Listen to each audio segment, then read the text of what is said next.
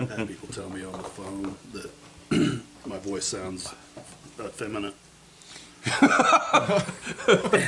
That's how we're starting the podcast.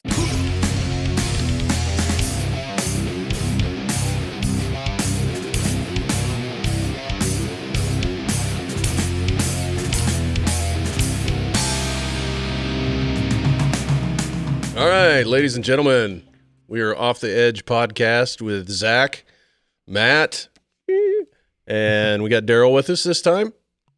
Hi.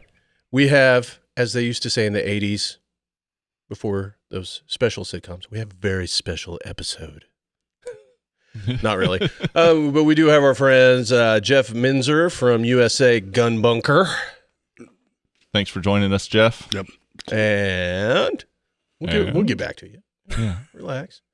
And Travis King from, he didn't tell me anything. Outward Defense. Outward Defense. Thank you. Yeah. See, prep work. Damn it. I'm fired. Let me redo that. From Outward Defense, Travis T.K. King.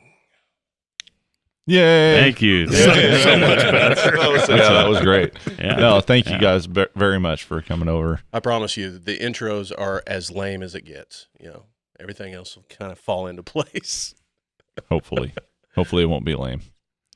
No. Right off the bat, Jeff, I just want to say I'm enjoying the shit out of your Instagram page because you post not only like, do I get to see all the guns you got in stock, all the things you're working on, but your videos are freaking hilarious. I'm sincerely glad to hear that, to be honest, because it means a lot.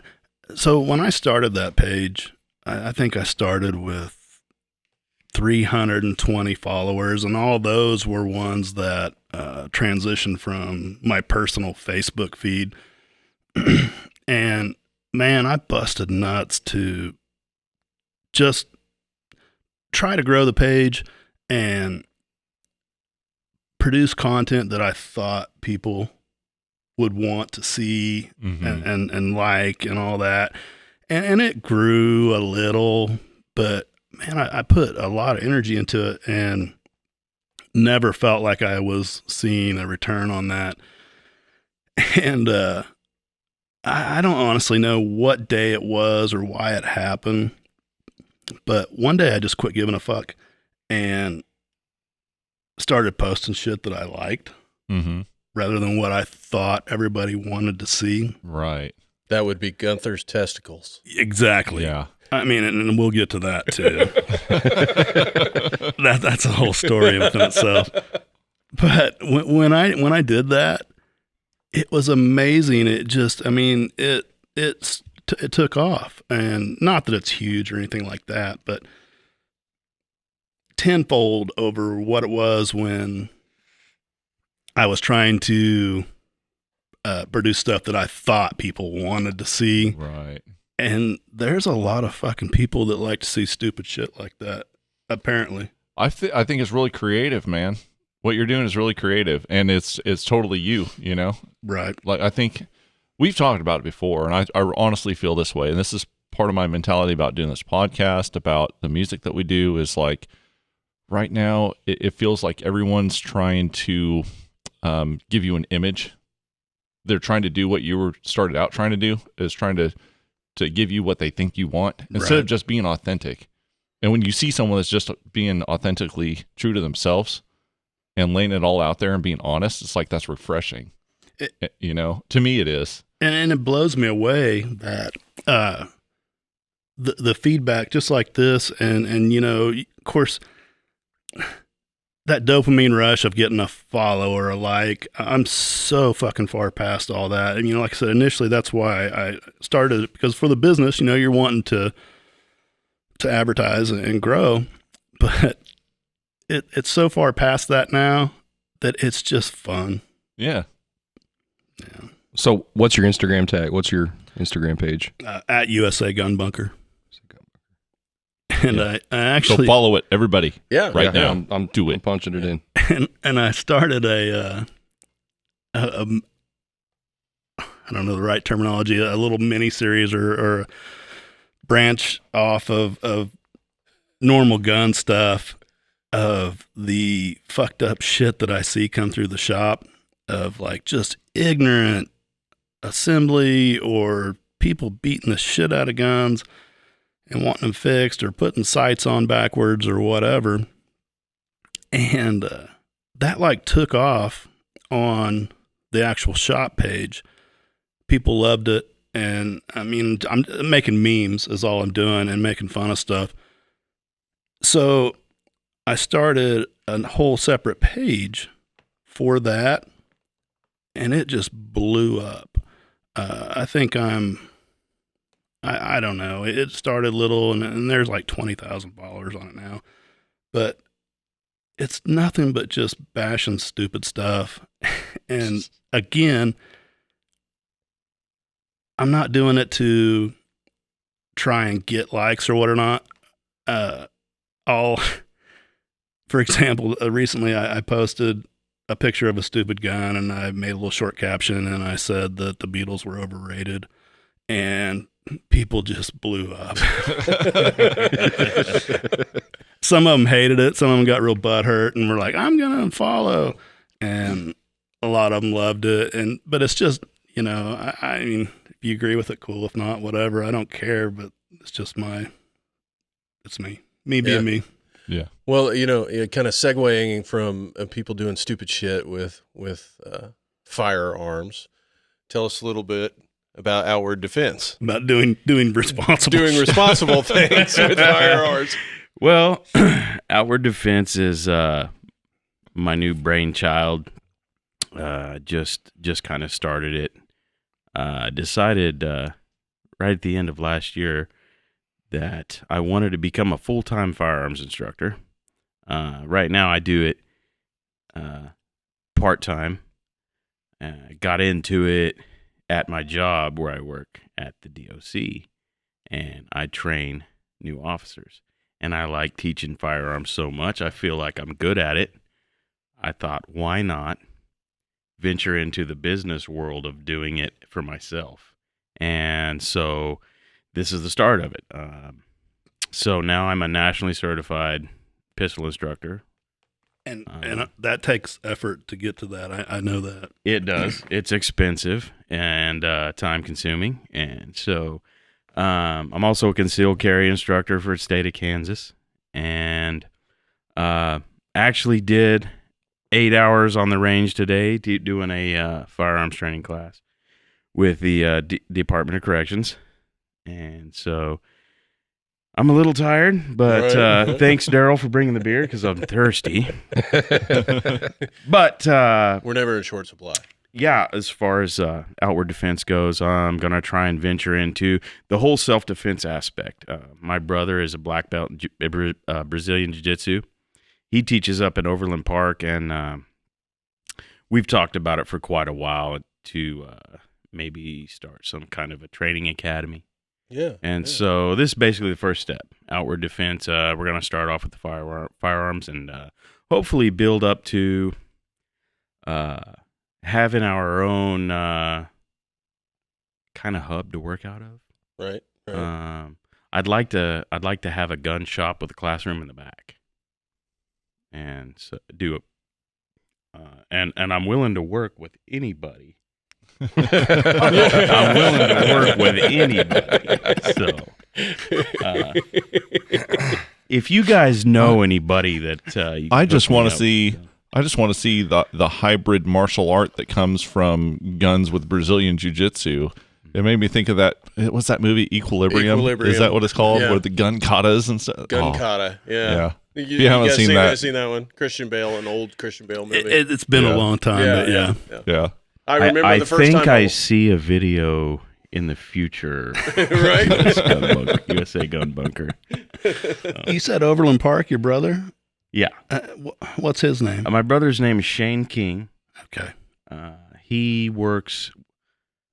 I'm trying to think of the name of the place he trains at. He just switched up. So, You said he's a black belt. Yeah, he just got his black belt That- last year. That's like So he's registered as a it took him Lethal about weapon. 14 years to get Right. that. So he used to train with Triton Defense out of Tulsa, and he's with a couple of different. But he's trained with some Gracies.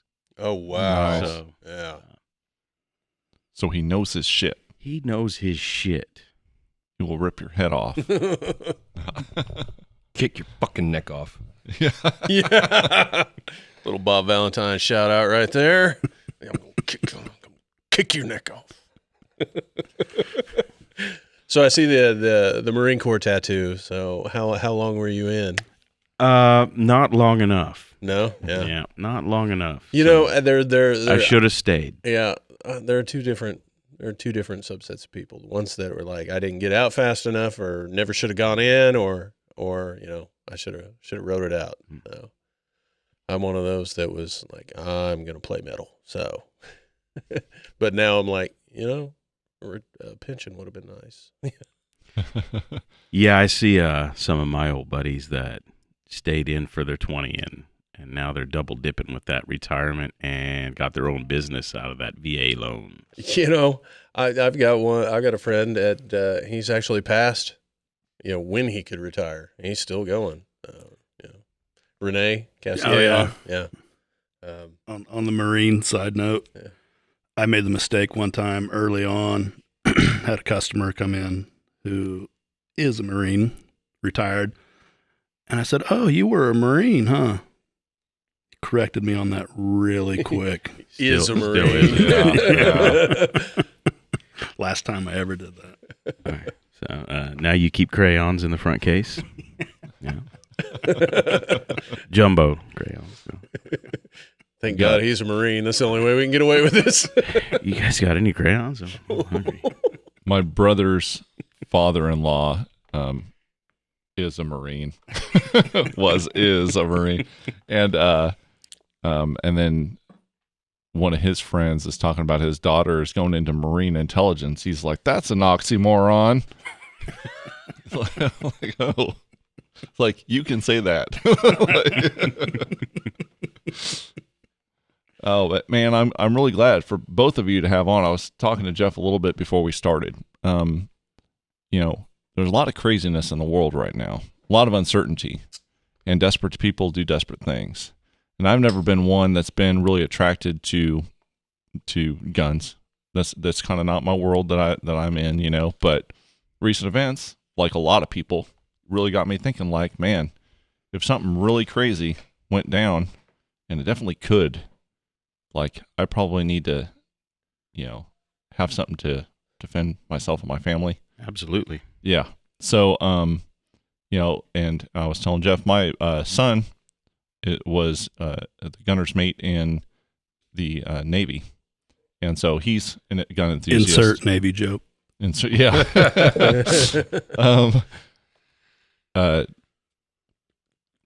All right. Here's a Navy joke.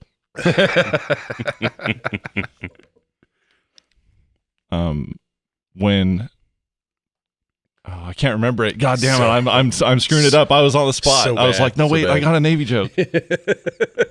No, it's like, what happens when the ships return to Sweden? They scanned the Navy in. Shit. So moving on. Back to what you were saying. That was not worth the wait. I'm sorry, guys. And you know what? I'm slapping myself mentally because I just read that yesterday. And he said it. I guess it's all in the delivery because Yeah, it was bad. Yeah, it I was ruined bad. it So all. I just whoop, gone. All right. So you were saying. So anyway, see, he's telling me like, Dad, you need to get that. You should probably start off with a shotgun because you can hunt with that and you can blah blah blah. So I want to get your guys' take, like from someone I like knowing next to nothing. I've shot guns a few times. Like I'm not totally clueless, but See, for the most part, I pretty told clueless. him. I told him 4. He said it need a pistol, a shotgun, a rifle, and then a revolver because the revolver won't jam. Sure, and I agree with that. Unfortunately, I can't afford all that at once. So Well, if you buy the ones that you can't afford all at once, just forget it. Yeah. That's Might as well turn it on yourself. Very, very good point. I made that mistake once. At this point in time, I would say the shotgun's not a bad idea because of the fact that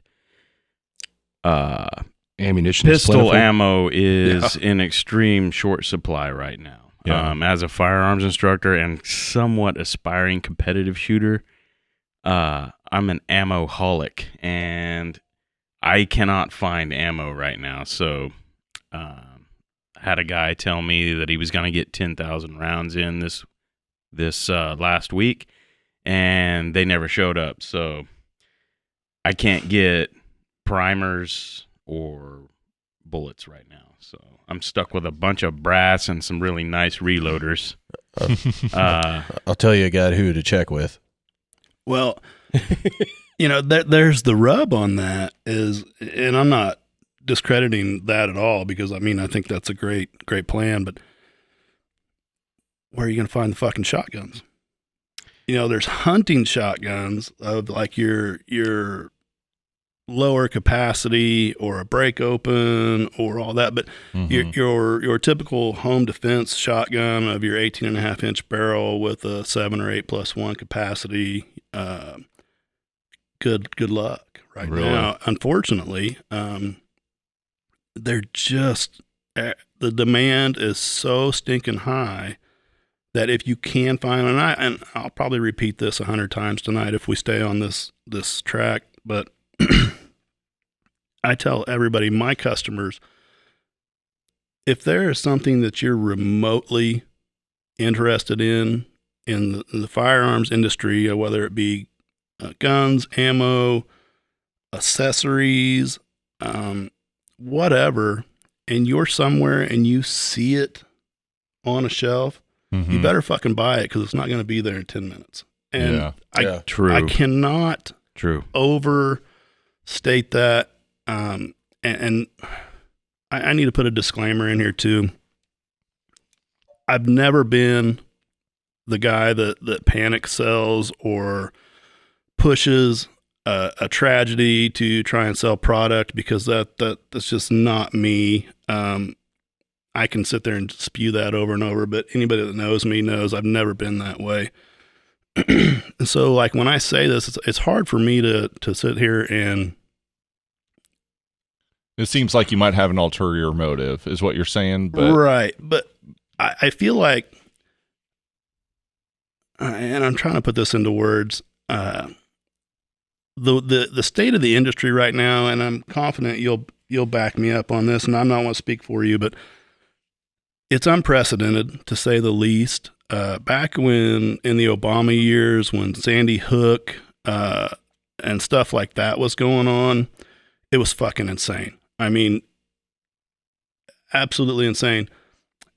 And I've talked to several colleagues in the industry, all my my salesmen, my wholesale people and all that. That pales in comparison to the way it is now. And when I say this kind of stuff, it makes me feel like I'm spewing, I'm spreading panic and fear and fear mongering. And I'm not trying to. I don't think we're taking it that way, man. But that's what I worry about. But I cannot over exaggerate how crazy things are. And I'll give you a couple really quick examples. And I tend to ramble, so feel free to tell me to shut the fuck up because I have no problem. No, that's good, man. You're good. I'm looking for 50 BMG guns for guys right now locally in our little shithole area. I can't find them. They're not available. All right. For people that don't know, what is a BMG gun? A 50 caliber is like what they mount on the Humvees in Iraq, and when they shoot it, it rocks the whole Humvee. Right. Type deal. When you want to get a deer that's a mile away. Exactly. Yeah. And I literally, these are $5,000, $7,000, $12,000 guns. I can't find them available. And I've got guys with cash in hand. Another example, there's a revolver. Taurus Judge shoots a 410 shotgun shell and a 45 long Colt, which is like kind of an old cowboy round. They're badass. Yeah, they are. They're cool. but they're not popular. They're not common. I mean, I sold the gun the other day, and the guy said, "Hey, can you find me some 45 long Colts?" And I said, "Oh, I bet I can." And I buy from like 12 different wholesalers and distributors. There wasn't a 45 long Colt to be had. And that's, I mean, because, you know, you expect your 9mm, your 223, that kind of stuff to be dry during a panic buy, but I had this stupid fucking idea to make a tennis ball launcher out of an air gun for my dog. I can't find air guns. I'm not shitting you. I mean, it's just, and feel free to elaborate on it. No, it's no joke. It is definitely unprecedented what's happening. You can't find even lead casting equipment if you wanted to cast your own bullets. Wow. Because when I started realizing that this was happening, I thought, well, maybe that's an option. Mm-hmm. Maybe I can harvest lead from the berm, melt it down, and make my own polymer-coated bullets. And you can't even find a lead casting mold not even on Amazon. I was looking at dies for the reloaders that I have to maybe swap out and do some different calibers. You cannot get a die, and these things are not cheap. You can't get a 223 die anywhere. So, yeah, it's not a joke. So basically, for someone like me, that I don't have a weapon, I want to get a weapon. You know, I should probably look at what I'm trying to get into and make it a really strong priority to be looking at that, and if I find it, go after it. Right? Is that kind of? Yeah, and you have different options. Sure. The thing to keep in mind, and again, this sounds super shitty from a guy that sells guns, but be prepared to pay over market value. Yeah. If you can find something and pay over market value, then you're really doing good right now. And, you know, I never thought this panic bullshit would last. Well, I never expected it to begin with, and I didn't expect it to last. I'm to the point now, and let me preface that. So I remember it was March 17th, and I believe that was a Thursday, and that was around the time that the government started shutting businesses down, restaurants, etc. And that weekend, Thursday through Saturday afternoon, and I don't have a ton of inventory to begin with, but by Saturday afternoon, I was selling personal guns that I didn't have an affinity for, just to have something to sell. Right. I sold a gun, a Taurus 380, that I painted orange and put leaves on with "Live, Laugh, Love" as a joke. I remember that. Yeah. A guy came in and bought that, and I said, I charged him for the work I did to it. I said, "You really want this?" He said, "I got to have something." And he bought it, and that started it all. Now let me ask both of you this: do you think that there's actually a shortage, or Oh, absolutely. or you think somebody's sitting over here holding on to this shit? No, the demand has just went insane. Manufacturers can't keep up. So I'm just going to use Smith & Wesson for an example, and I'm just drawing that name out of the air. They source a lot of their parts and shit through Chinese suppliers. When I'm talking about not the real big hard parts, but your springs, your pins, your screws, that kind of deal. They may not source it directly from China, but in a roundabout way, that's where it's coming from. And so all that shit is so far backlogged, and add the insane demand, kind of to go on your note of the first time gun buyer. Excuse me. Mm-hmm.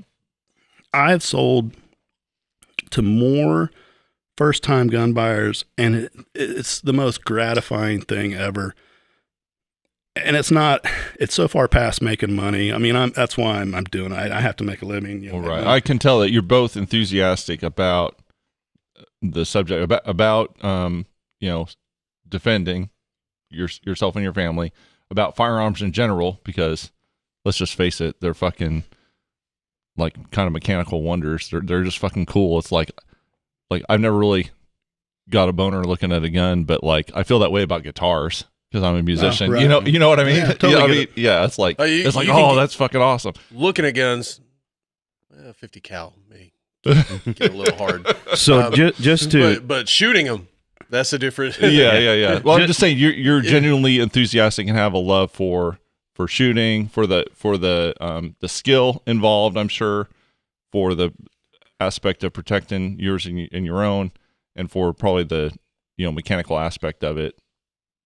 I'm guessing. I mean, I don't want to speak for you, but that's what it comes off though. Going back just to punctuate, to punctuate the extreme demand. Imagine if guitar sales increased 400%, right? and you just couldn't get strings.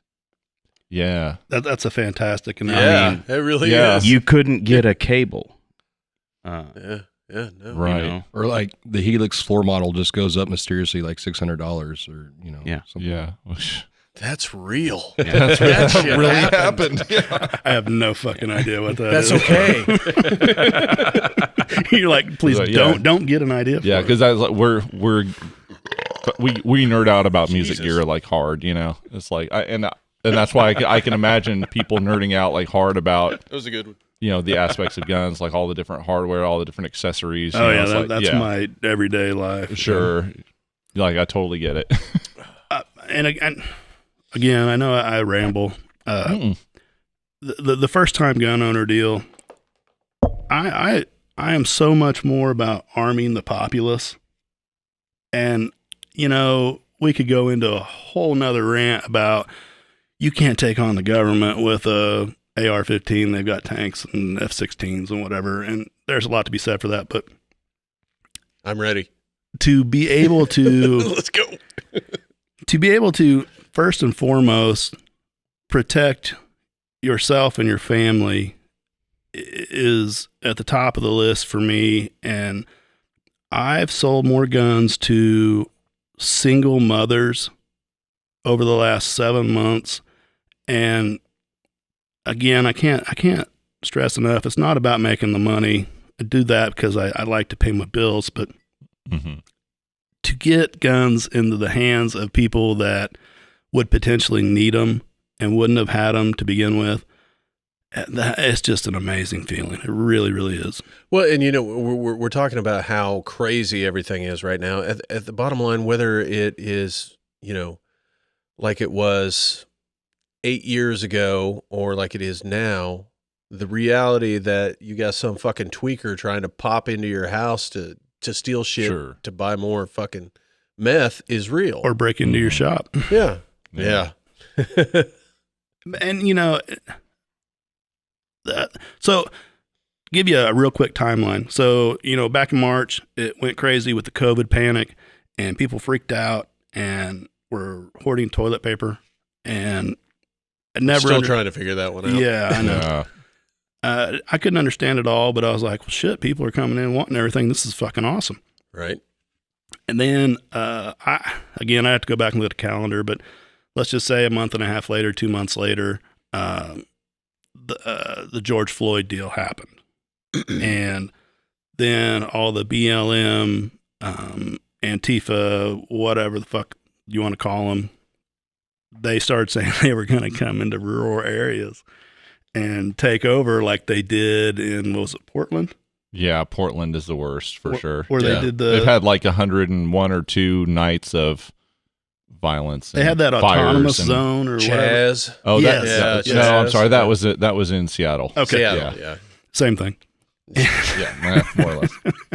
As far as we're concerned, Right. it's that way. It's a That leftist way. hellhole. So when that happened, we had this big spike from the COVID deal, and it kind of started leveling off, and that happened, and that blew the COVID deal out of the water because people were already fucking freaked out, Right. and demand just went through the roof. And I don't know. I think supply is such short order that from that, I'm just going to call it the George Floyd spike, that it has never had a chance to level off, because the more things are in short order, the higher the demand keeps going. Right. And you get that panic factor. It's like, oh, I need it. And then Ruth Bader Ginsburg dies, and the election comes, and I don't know when the end's going to be. Right. There will be eventually. Yeah. Sure. Well, and I mean, anytime you post something new coming in, it's like, 24 hours later, shit's gone. 10 minutes. 10 minutes. And again, that's not braggadocious or the fear mongering, which I cannot stress that enough. I know I keep saying that, but guns. You mentioned manufacturers kind of having trouble, didn't you? Yeah. So Beretta, the M9A3, their top of the line Beretta 92, that's like $1,200, right? Comes in this fancy little case and all that. They were having trouble sourcing their 17 round mags in that for whatever reason. And I don't know if it was the stamping, the material, whatever. They started shipping 10 round mags in them, and every single one I could possibly get in was gone in a matter of about 30 minutes with 10 round mags. And, you look at 9 months ago in 2019, people would have scoffed and just been insulted. Yeah. But that's the thing. It makes you think now. It makes you forward think a little bit. So, like, you're talking about those people last year were scoffing at 10 round magazines. If things level off, the people that are paying attention are going to snatch up every little thing that they can get. If you have 3 10 round mags versus 1 17 round mag, I'll take the 3 10s. Well, and I think you're even past that. Well, because you don't have that option. Right. And yeah, I think you'll get back to that, and how that'll play out, I don't fucking know. But right. Yeah, no one's got a crystal ball. There's no telling. I'm just hoping I can find a gun before fucking Civil War breaks out or some shit. I say that jokingly, but man, there's a lot of people really feeling that way. It's I would say that your best bet is to look for used. Yeah. And then have him inspect it. You think anyone's selling right now? Can I interject? No. Trust me, somebody out there is selling because they know anything. Because they know that they can get top dollar right now. If you have a lot, it's not only maybe. so much top dollar, man. They can't pay their fucking bills. That's true. People are selling shit left and right. I haven't seen used guns in months. Yeah, really. Anyway, point being, thanks for killing our theory, Jeff. I'm just saying. I'm just giving you some dose of my reality. Something that's like 30, 40 years old. Well taken care of, undocumented. Shit like that. Is he talking about a ghost gun? Those don't exist. It's called inheritance. Auctions. Estate auctions. But even then, it's mostly hunting rifles and stuff like that. Sure. So not always. Mostly. Even that's better than nothing. Sure. Yeah. Pipe bombs. Molotov cocktails. Those supplies are still readily available. Keep it quiet. I have people ask me about high points. I don't know if you're familiar with. Stay away from high fucking point. high I'm points. not. No. They're a super cheap American-made gun. They usually work pretty good, but they're ugly. They're clunky. The company is actually really pretty cool. They got some cool people there working there, but it's like the bottom of the barrel. Right. Okay. And so I always also save. Yeah. Great value. I think correct me if I'm wrong. I think the bulk of the problem falls in the clip, in the magazine. Yeah. I mean, they shoot. The carbines are really actually pretty reliable, but The triggers are atrocious. yeah, I mean, everything about them sucks. But I have people ask me about them, like, what about a high point? And I'm like, man, a fucking high point's better than no point. If you can find one, get it. We got a high point a long time ago, and Quentin actually has it now. And what I always tell him is, make your first shot count, because you may not get a second one. And they're heavy. I mean, they're just, like I said, they're atrocious, but but probably better than the Louisville Slugger that I got by the bed right now. half a level. Depends on how quick and quiet you are. Right. Okay.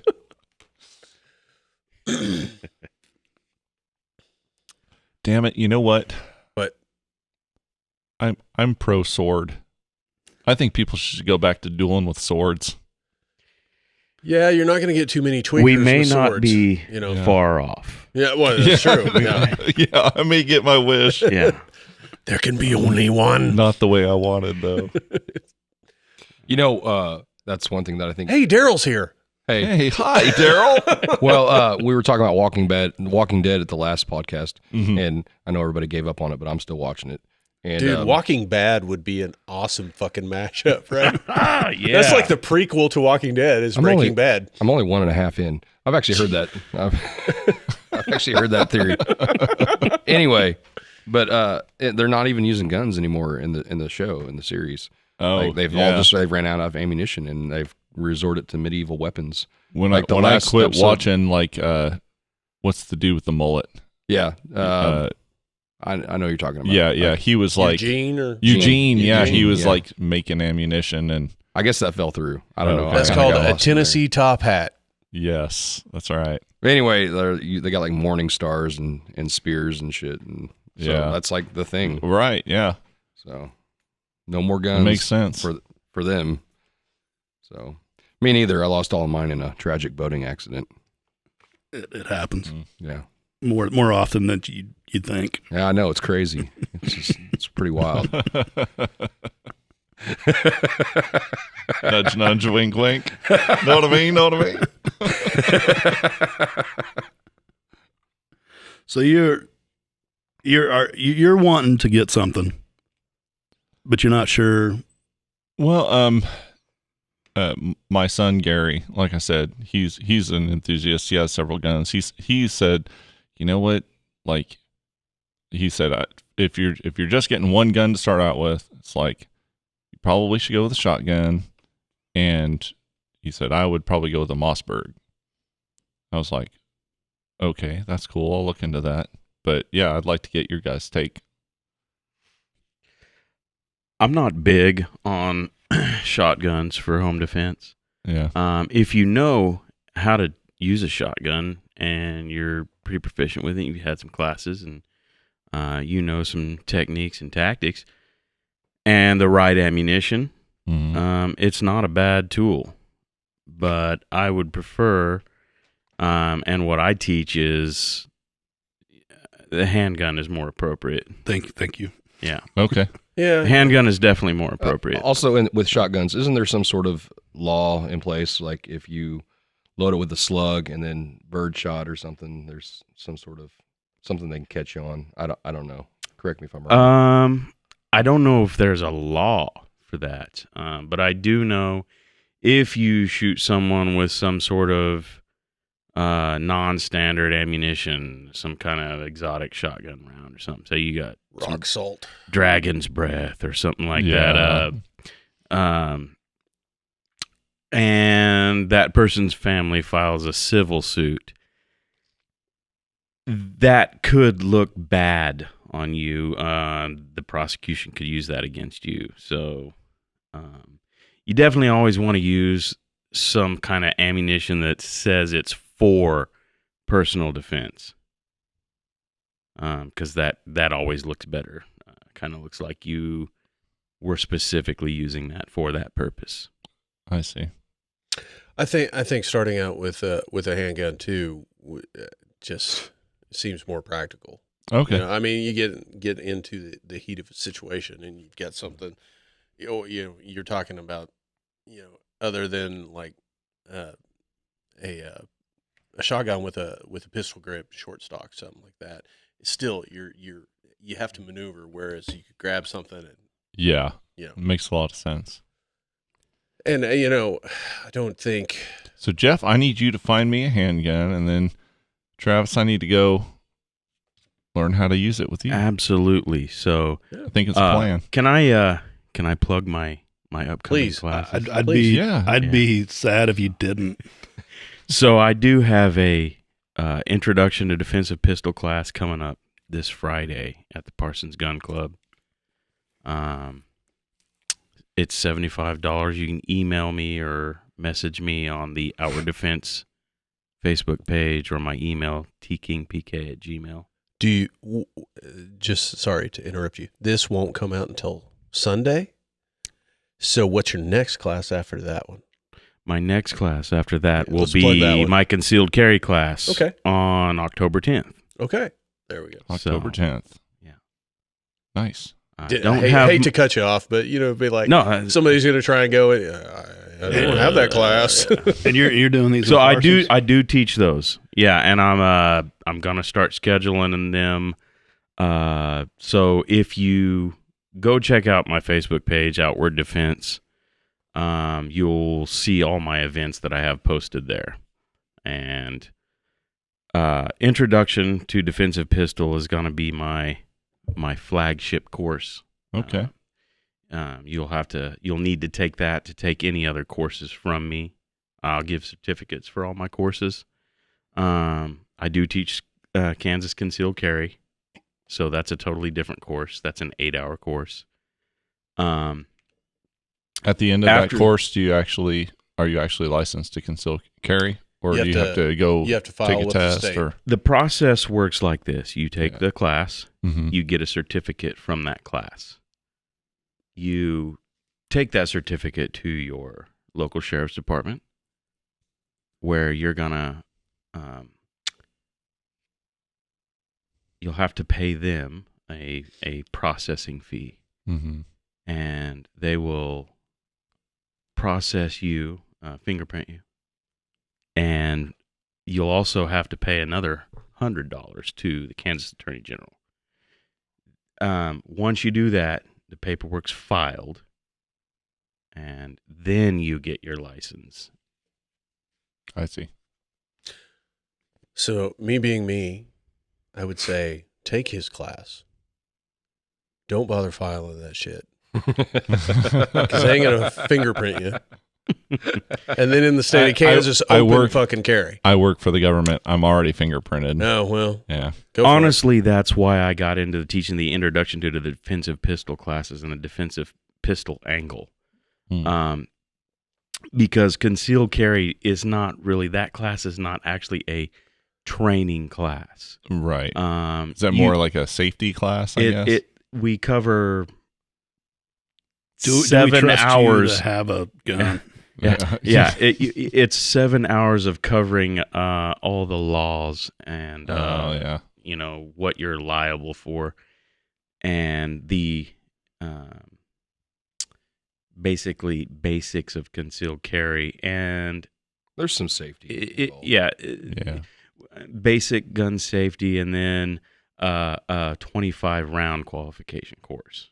Right on. So it's very simple. It's not really training. It's more of a qualification. The defensive pistol classes are nothing but training.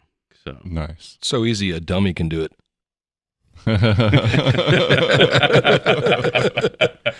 I do like Matt's take on it, though. Yeah, low key. Yeah. So back and there's so many things I'm holding back. Well, that does. It makes a lot of sense because there are a lot of people. We're a constitutional carry state now, so there's lots of people that don't want their name on some government list, but they want the training. Yeah. So, and I think that's valuable. I really do. And Brooke actually my wife took concealed carry before open carry was legal in Kansas. And she just, we never had the money to finish, paying those fees and go. And so she was like, well, find out, I need to take that again. I'm like, okay, take it again. But do you really? I don't know. She's a nurse. She may have been fingerprinted at this point. I don't know how all that shit works, but it is unfortunate how expensive that is to do that. I mean, well, I'm not worried about that. It's not about the money. It's about the information, man. Well, sure. Well, It's about having to pay the crown for the permission. Yeah. And got to pay $100. Very good. Yeah, I like that a lot. We got to pay $100 to the Attorney General of Kansas, and I think that dude's a piece of shit. So He's part of the government. I mean, so again, I'm backtracking again and hijacking this. What you're here for, man. I'm kind of a geek when it comes to technical stuff on guns and ballistics and whatnot. And he brought up a great point about, maybe not necessarily being a fan of a shotgun for home defense. mm-hmm. And there's a ton to be said for it being unwieldy, Sure. not that we're all going to be John Rambo peeking around corners with a shotgun and whatnot, but the ballistics on a shotgun, or I'm going to use an AR-15 because that's by far the most popular gun out there. And there are a lot of fuckhead influencers that preach using an AR-15 for home defense. And again, it's a hell of a lot better than not having anything. Mm-hmm. But let's just, the muzzle energy out of a shotgun, the speed of the bullet that comes out of a typical AR-15 is so intense that, let's just say you have some asshole breaks into your house.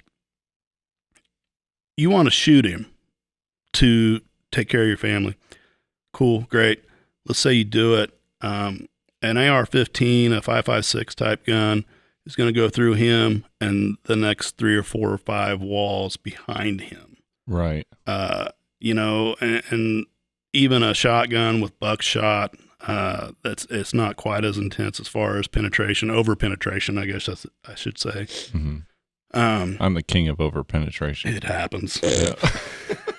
not to me, but it does happen, I'm sure. you use a pistol, which is so much more maneuverable. I'm a big proponent of putting a light on the gun and maybe just about calling it good there. But with those points being made, I feel the great debate coming on.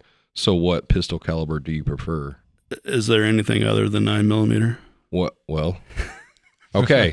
So now I know where you stand. No, I don't give a shit. No, well, but okay. So there are some micro shot rounds. Now, do they have shot rounds in 9mm? Yeah. Okay. I mean, I wouldn't recommend those. I would say 45 would probably be better in a shot round for. See, that's where the debate comes in. Those people talk about, the 45's going through. The 45's going through, and if you're know what, the whole stopping power thing, you shoot me with a fucking 22, I'm stopping. I'm like fucking done, dude. Yeah. But are you high on PCP? Exactly. Exactly. Well, guess what? A 22 can hold Only a lot. on Thursdays. Get a 30 round. If you're high on PCP, it might tickle. You might think it's fun. Well, that's why I have a 10-22 and a 30 round clip. There's 30 22s. I don't group care pretty about good, caliber for the most part. 9mm because it's so common, popular, normally available and affordable. Not right now. I agree. I agree 100% with 9mm. My biggest deal is I don't care if it's a 380, 45, whatever. If you're going to carry it or use it for a home defense situation, use good fucking ammo, like a self-defense type ammo. And I've sold guns to people that carry 22s, and I just flat out tell them I don't recommend it, but good for you. I mean, it's going to either piss somebody off or not like you can't kill anybody with a 22. No, it can be done. Well, the argument used to be about caliber. Now it's more so much about shot placement and magazine capacity. Yeah. So, If you hit them in the back with 30 rounds while they're trying to flee your house, how afraid for your life were you really? Well, I was afraid. I was pretty fucking afraid when somebody knocked down my door. If they choose to turn around, that's too fucking late, Piss yourself. Yeah. Yeah. That's it. And Smear a I'm little not, shit I in will my- not reveal my source, but I've heard. And if you can't pee, find a cup of water and pour it on your crotch. And this is probably a horrible thing to say, and I don't mean this as any advice whatsoever, because 99% of the shit I say should not be taken seriously. But if somebody breaks into my house, the last thing I'm worried about is going to be the repercussions of Exactly. and you're probably like glaring at me thinking, you idiot. And I wouldn't argue with you one bit. finish. I just, people always get concerned about that. And let's take the concealed carry deal, for example. And I'm not advocating against concealed carry. I think it's great. Everybody can do it if they want. I personally do not have one. But then you go to the reciprocity. What's the word? Reciprocity. Thank you. I'm not going to say it again. From state to state, and I get a lot of questions. So if you get a Kansas concealed carry, does it Carry over? Yeah. Well, I was looking for the big word. Reciprocity. Yeah. Does it have Reciprocate. Yeah. Yeah. And I'm like, number one, I don't fucking know another state's laws. I should, but I don't. But if I'm in a situation where I'm driving across country, and we can edit this out, right? We have the ability. We have the tools. We're looking for content here, man. Come on. Well, I'm fucking giving it to you. Soundbite. Something juicy. Come on. But carrying a gun on me in a different state, if it gets to that situation where somebody's attacking me and my wife, that's the last fucking thing I'm worried about. I'll deal with that later. Again, probably horrible advice. You'd be much better off knowing, but I can't keep up with it all. Well, that's actually one of the things that we do teach in concealed carry is in the concealed carry classes, which states will recognize the Kansas license. Oh, right on. And almost all of them do. Your safest bet is to stay out of California Or Illinois. Illinois, Go to New Texas. York. You're good. and Oregon. Oregon. Yeah, Oregon. See, I didn't realize that. Yeah, Oregon, Washington, California, Illinois, and The bluer the definitely state, New York stay and the New fuck out. Jersey. And New Jersey. So All if right. you stay out of those states, you're probably going to be So okay. in Oregon, you can light a fire in your mayor's apartment building. Exactly. But you better not damn well have a gun concealed on your person. Just keep shooting till you cross state line, I guess. You can probably take a shit on his porch too. Yeah. As That's long fine. as you're afraid That's for your fine. life. America. We live in a hell of a time, guys. That's all I got to say. And listen, I just want to, I don't want to get into politics at all. It's too late. No. Just kidding. Well, I'm just saying, like, I am more of a person on the left. That said, I fucking hate the Democrats right now. Yeah. They don't represent me, just so we're clear. None of them do. And I haven't disagreed with anything we've said tonight. Yeah. So I just want to let you know, because I'm assuming, I know that you're a more conservative guy. I'm assuming you're more of a conservative guy. I think we agree on a whole lot more than what we disagree on.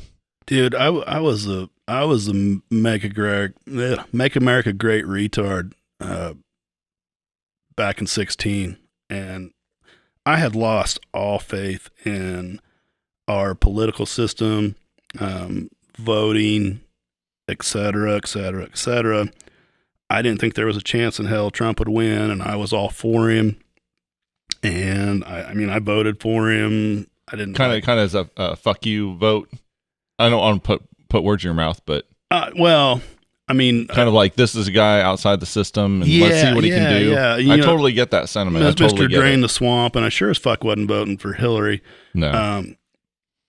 So he gets elected, and shortly after that, it was like all was right in the world. The fucking clouds lifted, and my faith was restored in our democratic system, even the fucking two-party system.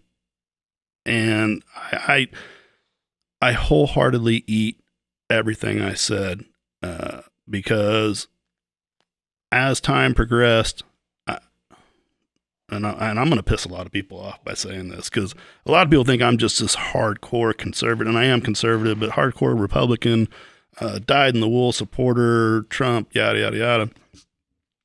Listen, I don't think that you're like, there's too much of just like team red and team blue and not looking at actual issues and what matters and finding solutions to stuff. I've never pegged you as a guy that's just like, I'm fucking team red all the way. Like, I know that you think about stuff. You think about, well, you got to take a step back and look at it objectively. And, a guy needs to do what he says, or a girl, whoever fucking gets in. mm-hmm. And it just doesn't happen. And I know there's so many different dynamics, and you didn't want to get into political shit, and here I am. Dude, do it.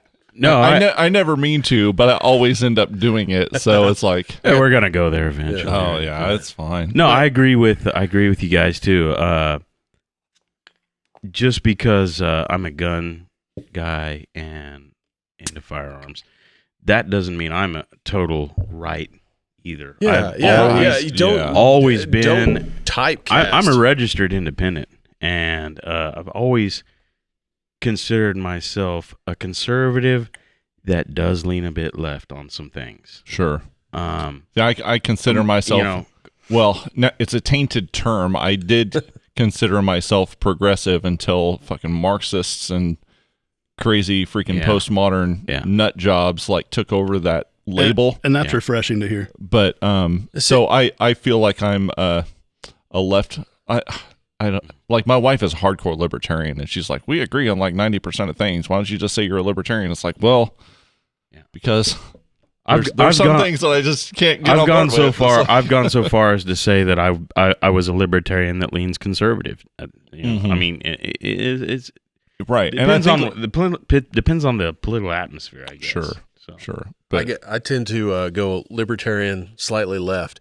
I think we do, as a country, have a responsibility to take care of certain things. And the things that we do take care of, like, say, on the right, are not the right things that we should be taking care of. But it should be that much, there should be that much that the national level takes care of. There should be that much that the state level takes care of. And then this is local, and then this is your house. Amen. You know what I mean? Yeah. So more local, the more power. Yeah. And I apologize, Jeff. I totally cut you off from your thought. Can you get back there? Can you finish out what you were trying to say? Fuck, I don't know. Well, you were talking about you voted for Trump, and you were kind of disenchanted with the political system. Yeah. So I kind of went full circle. I didn't believe or have faith in it anymore at all, and I went to super patriotic and kind of, shouldn't use this term, I guess, but 9/11-esque feeling of unity and let's get a country back on the right track. Yeah. To I don't believe in any of it anymore, and we're kind of giving ourselves labels here of what our political ideology is, and not that I'm worried that you guys are going to get upset, because I don't think you will, but I don't care for libertarians. I don't care for conservatives, Republicans. I don't care for leftists. I don't care for everybody that is so extreme. Like I said, they can't take a step back and look at things objectively. And if I had to label myself, it would just be a constitutionalist. I've the one of the few things I still believe in our government it's that document, and Amen to that. I'm passionate Yeah, that's about great. that. There's a lot of semantics that you can go in different directions. I mean, because, not everything's, I hate to say this, because I'm a fucking black and white guy. It is what it is. Spade is a spade. Well, I can tell you, as someone who has been to other countries, I don't know if you guys have ever been out of country before, but I've been to some shitholes. And Usually when I I've gone out of the country, it was pretty wholeheartedly- nice. I wholeheartedly believe we do have the greatest country on this planet. We have our problems. Yeah. And back to the Constitution. Our system is not perfect, but it is the greatest. I can guarantee you that from my experience, that from what I've seen. I've seen the sights. I've seen the people. I've seen how they live. I've smelled the smells. And That paints a pretty good picture right I've there. Yeah. watched the things that happen there. Yeah. So, I'm one of those people that kissed the ground when I came back and had a newfound respect for our way of life here in this country. Mm-hmm. And I can definitely tell you that the founders that wrote the Constitution never intended for politicians to be career politicians. Career Right. politicians, They no. did To not. be puppets of They did not corporate anticipate interests and- that, and that's one of the reasons why they didn't put term limits in there. And I do honestly believe that's one of our major sources of whatever it be, corruption. I do too. You just I agree with you on that. I think the other one is that they're up for sale. Oh, You know, yeah. they're just Yeah. all up for sale. It's like they don't represent the people; they represent corporate interests. running for any political office, you should never be able to go into, and I don't give a fuck what it is. You should not be able to go into a political office for 2 years, 4 years, 8 years, however long, and come out more financially secure than you were when you went in. Exactly. It's like,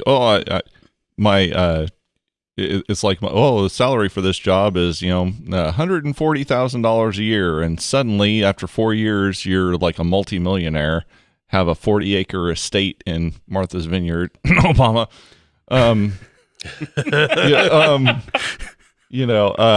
It's bullshit. So yeah, I agree with you on that. think three things. At our worst, we still have it better than anybody else. amen to that.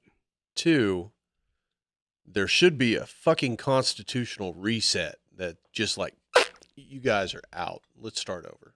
Like, you fucked up. Reset the Congress. Yeah. Three, people, not just Americans, people in general need a fucking bad guy. Right now, we don't have a bad guy. Our bad guy is depending on where you are. Your bad guy might be BLM. Your bad guy might be Antifa. Your bad guy might be fucking white people. We need a bad guy. Yeah. Best we was in the Cold War. The fucking Russians were the bad guys. As humans, we need a bad guy. Yeah. Very true. Very true. Tribalism. As far as the constitutional reset, Jeff, you might agree with me on this. I think the constitutional reset might be the Second Amendment. Well, yeah. That goes back over to my opinion of people bashing Antifa and BLM and people. The core of those groups are protesting, but the rioters and stuff like that is an offshoot of that. That's fucking Second Amendment. That is the voice that hasn't been heard that's screaming at the top of their fucking lungs. Well, and Half of those are just like, hey, DVD players. But there are the others that you want a change. You want a real fucking change. all of It's the violence. all the things that you were saying that were driving sales of guns and shortages, all those uncertainties, all those things. All of the like we were talking about, politicians are bought and paid for. They're not representing people's interests. We're spending like that. We had this. We all got our Trump bucks, right? But there were trillions not all of us got Trump. Oh, I'm sorry, brother. Well, a lot of us got our Trump bucks to appease us, and that was just a small little sliver of trillions of dollars that just flooded into profitable corporations. Right? It's like I think everyone can't put their finger on how they're getting screwed, but they know they're getting screwed, and they're fed up, and they're flooding in that street, and that sentiment came along, and then George Floyd happened. And then it's like, oh, that's the last fucking straw. And then you have a Marxist element at the heart of the Black Lives Matter movement that said, all right, follow me. This is what we're doing. And it's like, it's game on. But I think that the majority of those people out there are out there because of all these things we talked about leading up to that. Yeah, it's kind of a perfect storm type deal. It is a perfect storm type. But I think there's definitely people taking advantage of those frustrations and pointing it in a really messed. That's my take on it. And then you have your 2A guys, and I'm a dude on the left that's totally pro Second Amendment. Well, just so we're clear. But you have your 2A guys that and I hesitate to say this, that they take advantage of the crisis situation to go out and LARP. Right. As a military guy. And I hesitate to say that because, by God, that's their fucking right to do it.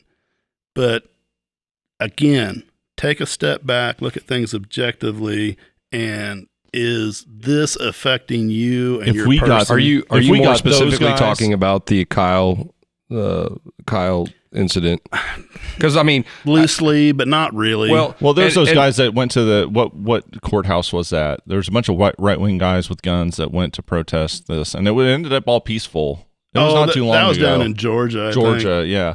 Like if you got those guys with some of these good intentioned people out there demonstrating on the left and said like, oh, we got a common fucking cause, is that we're getting screwed by this duopoly in power that's really got this fucking pro wrestling fake fight going on to fuel our division, but really they're just like raking in money and patting each other behind the back. That's the way I feel about it. Yeah. It's like if you can like get those people to realize it's like, oh, we're being played, let's hook up. Well, you mentioned the Kyle Rittenhouse deal.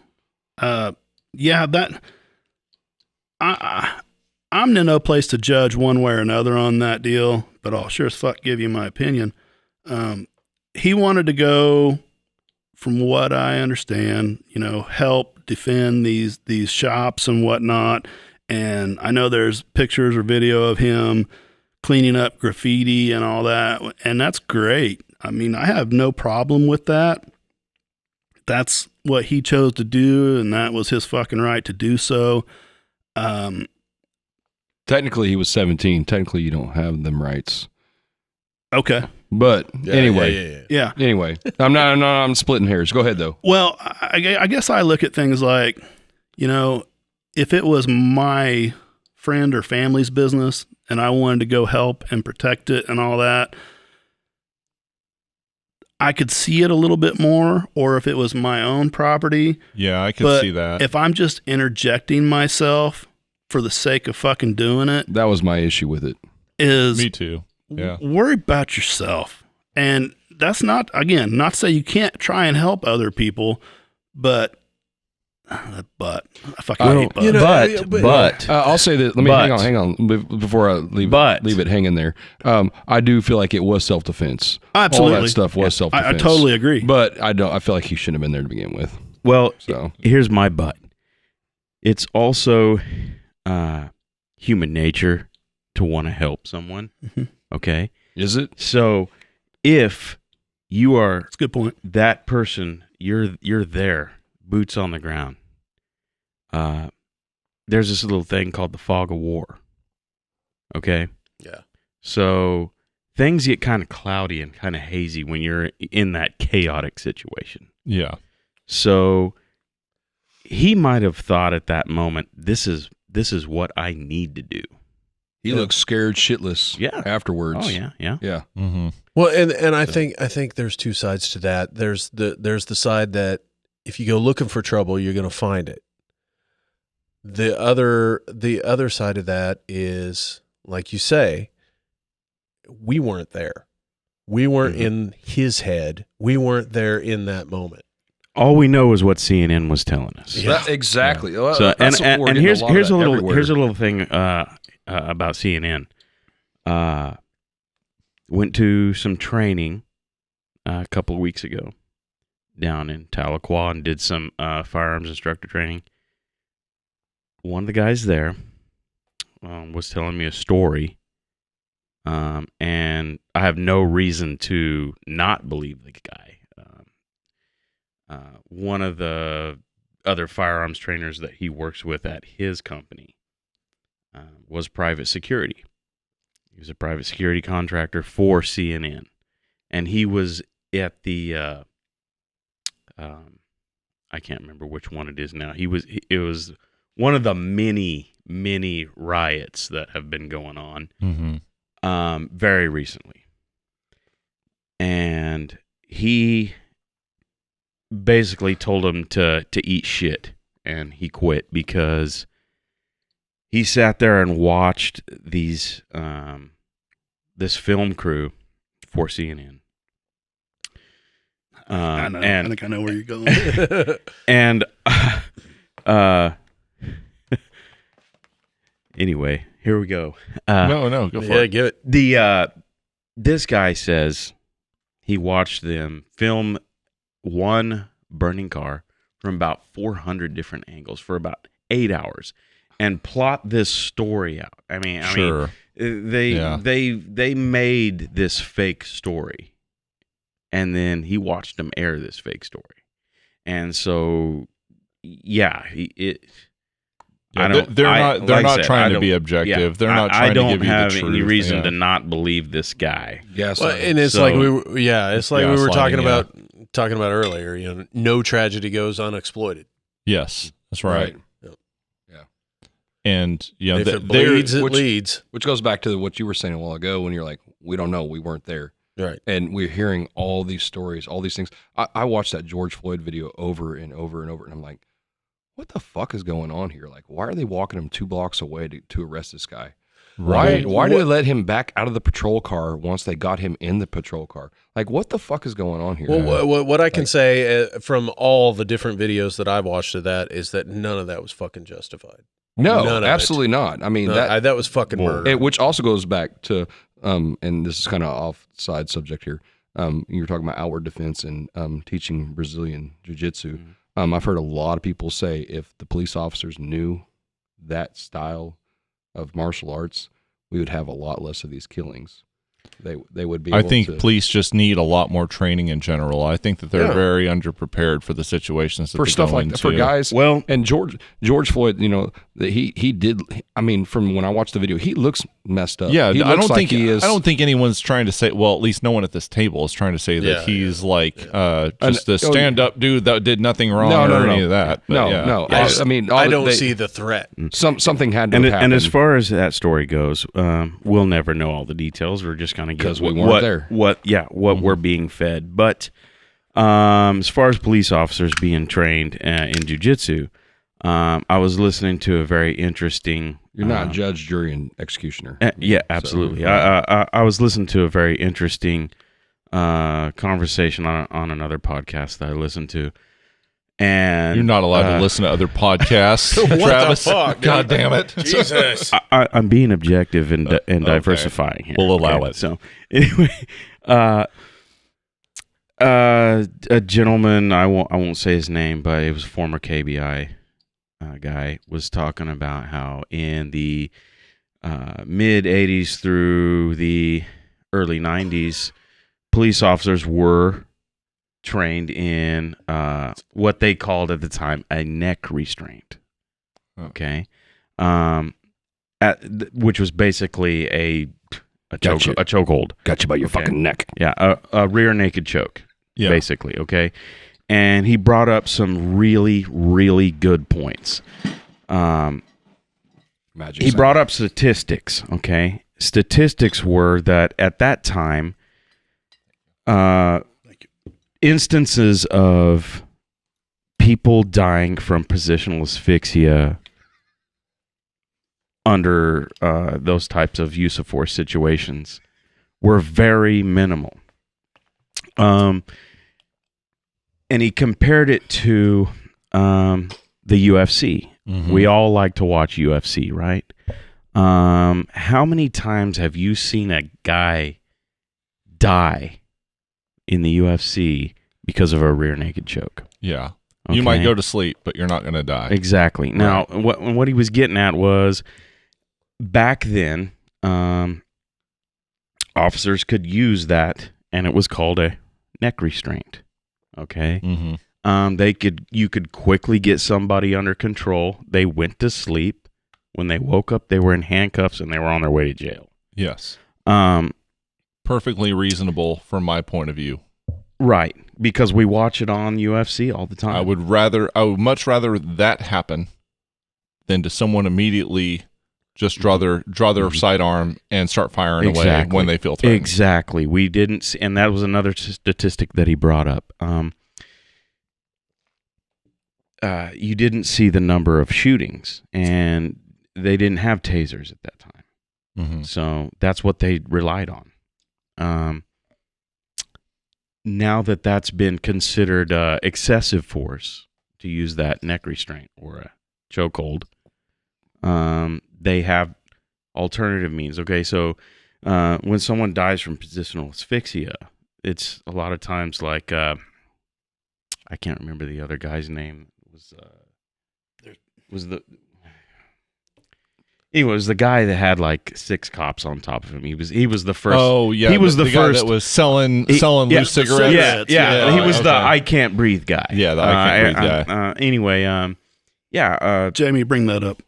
Yeah, I know. We need a Jamie. I'm the Jamie, dude. I'm worthless. Sorry. So cops do need more training. Not that they need more training. They just need the right training, and they also need regular training. They also need the support from different entities to allow them to have the training that they need. And jiu-jitsu is definitely something that jiu-jitsu guys actually are trying to push that into police training. Yeah. So. And I think that's one of the situations, again, where I disagree with the radical leftists, where, they're like defund the police, and all that bullshit. It's like, no, we need more. We need to pay. Well, we need to pay police officers to where that's an attractive job where you're going to put up with the, I think they also mean crisis, diffusing a crisis situation. Yeah. And I understand. I mean, here's my thing. I understand. Yes, that we need, like police officers are asked to do too much. They're asked to cover too many bases. We need to absolutely. Yeah, absolutely. I understand that argument that you're getting at, and I agree with it. But I believe that when people say, I believe that is coming from the more extremists that are pushing behind that they really just don't want police. I really do think there's people that are starting. It does seem that way. It does seem that way. They want, hey, leave us alone. Leave us alone. We want to commit crimes. I don't think that everybody that says defund the police believes that. I think that most people probably are saying what you're saying, Daryl. Well, what I'm trying to get at is, like, I'm sorry, man. The thing is, like, the some of the things that they're talking about, I do that shit. Like the memes. You are the guy. The memes that they talk about. Let's see the social worker take down the 200 guy throwing his shit at you. Guess what? I fucking do that. Yeah. I do that shit for a living. But the thing is, I'm in a controlled environment, which does help. Here's the other thing about that. I think they need, like, people doing your job. Like, if there's a domestic dispute, all right, have like a social worker dude, but have a police escort. Here's one of the things. Here's a point that I'd like to make. It could get hairy. Daryl. It could get hairy. Right. Police officers, as someone, I'm a corrections officer, so I'm not a police officer. But we receive the same kind of training. Okay, our training on de-escalating a crisis situation is pretty extensive. Now, a cop might go throughout his 8-hour day and he might de-escalate 3-10 iffy situations and go through that successfully. You're not going to hear that and see that on the news. Right. What they're doing is they're going to show you all this bad shit. That's another problem, though. What did you say? How many 12-hour days?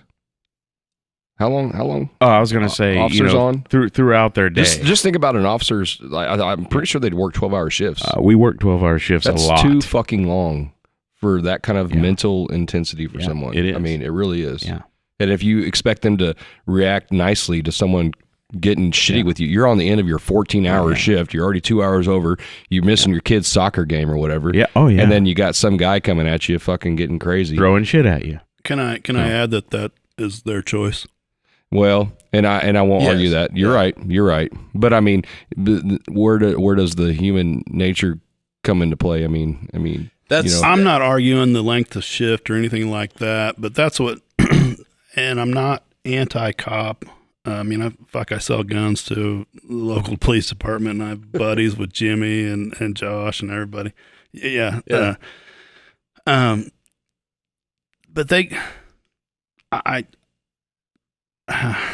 well, how do you better prepare someone for that though? I mean, I don't know. That's above my pay grade. So, dude, it's like teachers going into that and still wondering why they're underpaid.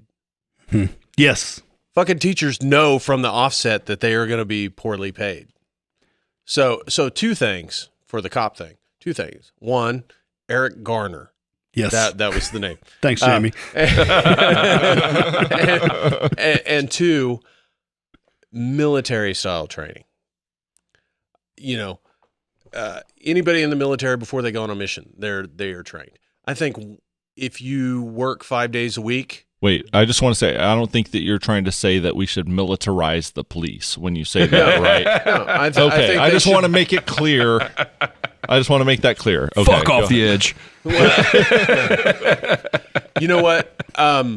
Honestly, the military is better trained than the police. Well, yeah, so definitely. With that in mind, yeah, I would say militarize the police. In that aspect, yes, I can agree. In that aspect, I think as far as the discipline and training goes, exactly. Yeah. A 5-day shift, you work 4 out on the streets. Day 5 is fucking from dusk or dawn till dusk training, situational training. I think was Jocko Willink recommends 20%. Yeah, for his team's 20% training. That's exactly where I'm. 20% of their time on the job is training or whatever. Yeah, that dude. Yeah. That dude's a man. Yeah, he's a badass. Yeah, he's something. Yeah, but yeah, the whole "it's your choice" deal, and then I know it's a double-edged sword, and easy for me to fucking say. I have no desire to be a cop, and I can't fucking imagine why anybody would want to be. I think we need police officers, and we need that kind of stuff. Well, and I think there are 2 types of people. So you're kind of sounding like a libertarian there. Go ahead. They're the ones that want to help people, and they're the ones that want the fucking power. Right. Yes. And I think proper training would suss those bitches out. There's bad apples in every batch. Exactly. Yeah. But I think Chris Rock had a joke. It's like some batches you can't afford to have too many bad apples. In some batches, I'm sorry, I'm a shitty pilot. I crashed the plane. Yeah. Dude, you can't fuck that up. Yeah. It's like we allow the McDonald's fry cook. Hey man, you fucked up my order. Yeah. Well, no biggie, I guess. You know what? There's now nothing $10 for my nuggets. There's nothing like 5 white guys sitting around in a half-round table solving the world's problems. We are gonna solve the world's problems. I know. I had a feeling this was going to be kind of heavy, but I didn't know it was going to get like this. Shit. Yeah. Why you got to bring color into it? Okay. I totally take the blame for steering us down this path. We've got far afield from firearms, but I'm enjoying this conversation though. I like all the different perspectives, and I like I said at the outset, I think that we Look, Even though- I'm jumping on the mine for you. Even if we come from different places and perspectives, I think that we agree on just a whole lot more than we disagree on.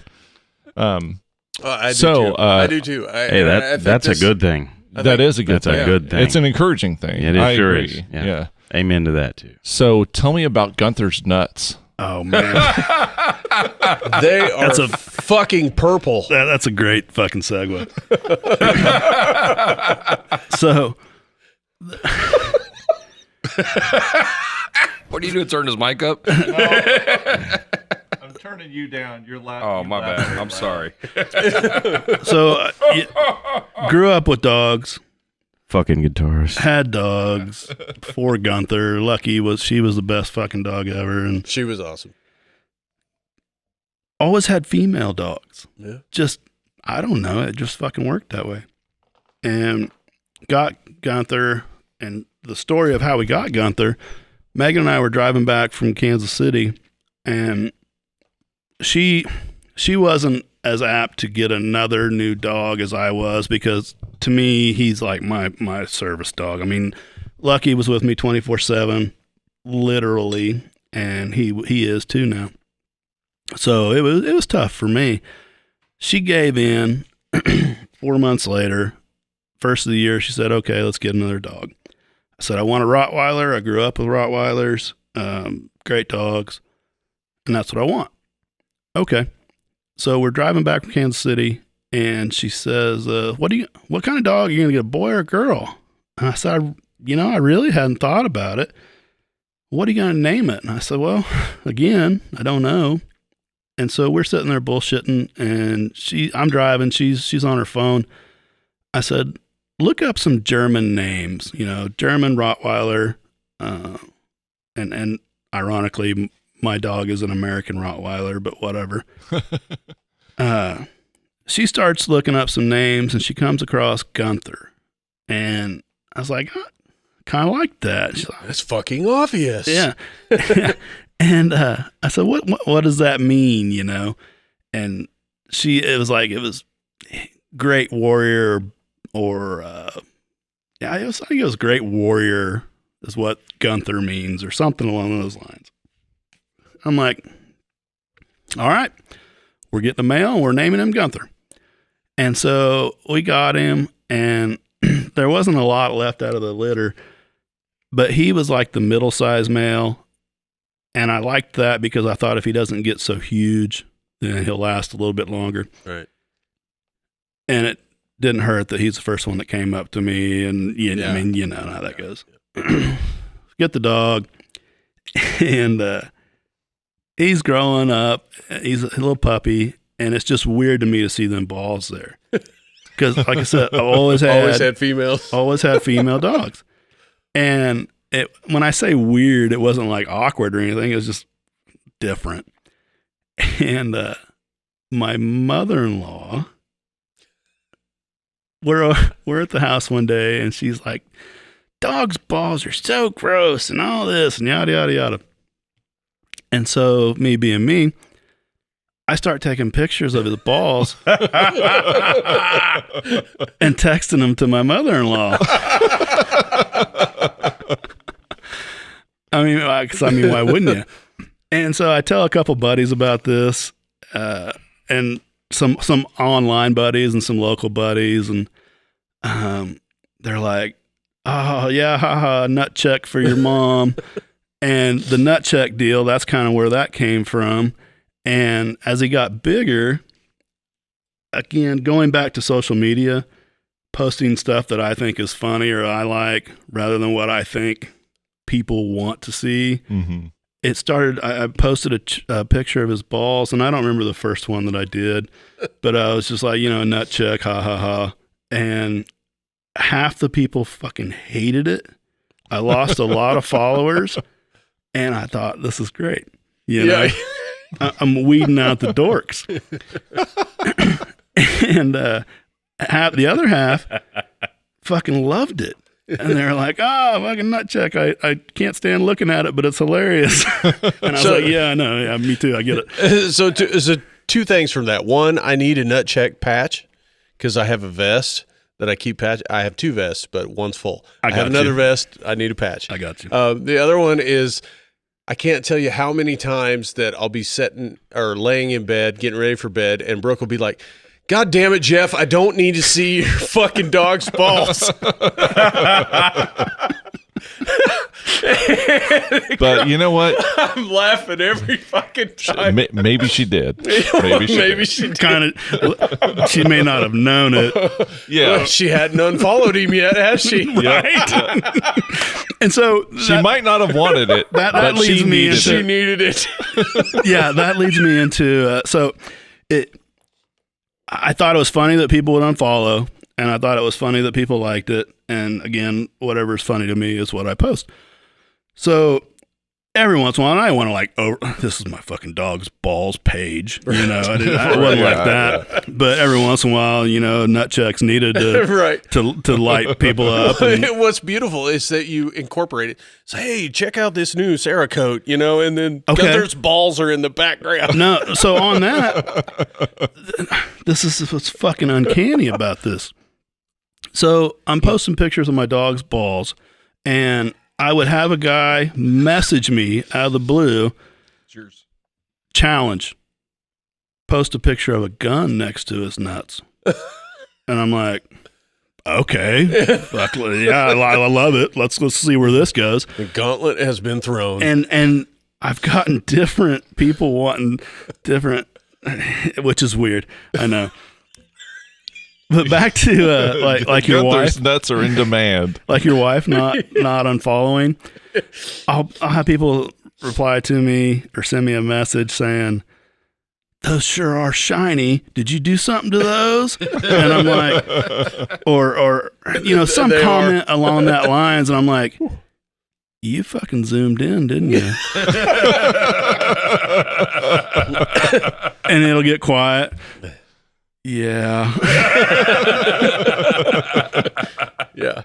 Dog balls do not have hair on them, just for the record. They do not. And so then it just kept evolving, and it developed into a buddy saying, "You got to get some fucking stickers made." Right. Like, oh, well, yeah, that seems like a fucking natural progression. Why Right. wouldn't I? And I'm ashamed to this day. I don't regret it, but I'm ashamed to this day to admit how much I spent getting the image created and the dollars it took to get the actual stickers made. And I don't know that I'll ever tell anybody how much it actually cost. But again, fucking worth it. I don't regret it. And then on top of that, as ashamed and embarrassed as I am of that, I cannot fucking believe the amount of people that buy them. Right. I saw them, and I was like, fuck. And when you posted the patch, I was like, oh, shit. Yeah, I need that. I sent 2 patches, two separate orders, a patch, a mask, because I made the fucking mask, Right. and the stickers, one to Sweden, one to Germany. Shit you not. Damn. And I'm not surprised about German, but Yeah. yeah. Nuts. I fucking ate it on the shipping, but I was like, it's worth it. And, and I put a note in there. I'm like, this cost me way more money than what I ever made off of it. And you better fucking make me proud and post this shit somewhere cool so I can, Right. at least get some content or something out of it.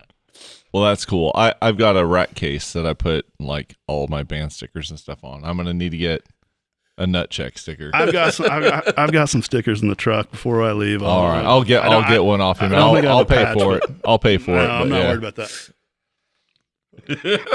that's awesome. America. Oh, You couldn't do that shit in communist China. Dude, as an entrepreneur or a business person, you throw 1,000 things at the wall, hoping one will stick, and then you pull something out of your ass like this, never thinking it'd make it. I mean, not that it's fucking huge. I mean, you know what I mean? But right. But it got some traction. Right, and people like it, and I mean, it's a deal. Because when we got Gunther, I thought, I've never had a male dog, and I never heard all the horror stories about how, they want to run off and fuck everything. And I thought, I'll try to wait until he's about 4 or 5 years old, and I'll breed him, and then I'll get him cut, calm it down. Yeah.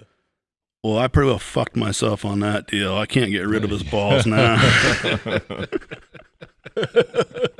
I mean, that's like... I think you need to give him implants. Let's make them bigger.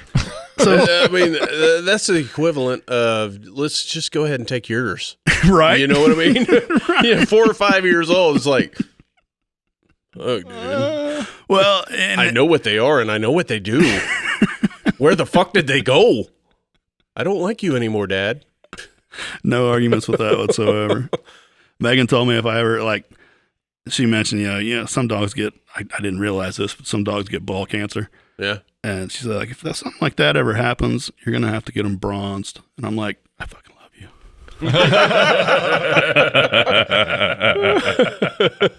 Hey, I want to, real quick, I want to give a shout out to your wife, Megan, because I think we can all agree that we appreciate her. She runs the True Value here in Independence and Independence, pretty Kansas, much Cherryville. and pretty much Cherryville, whole shebang. Yeah. So not only are you an entrepreneur, a business owner, supporting our community, but your wife does as well.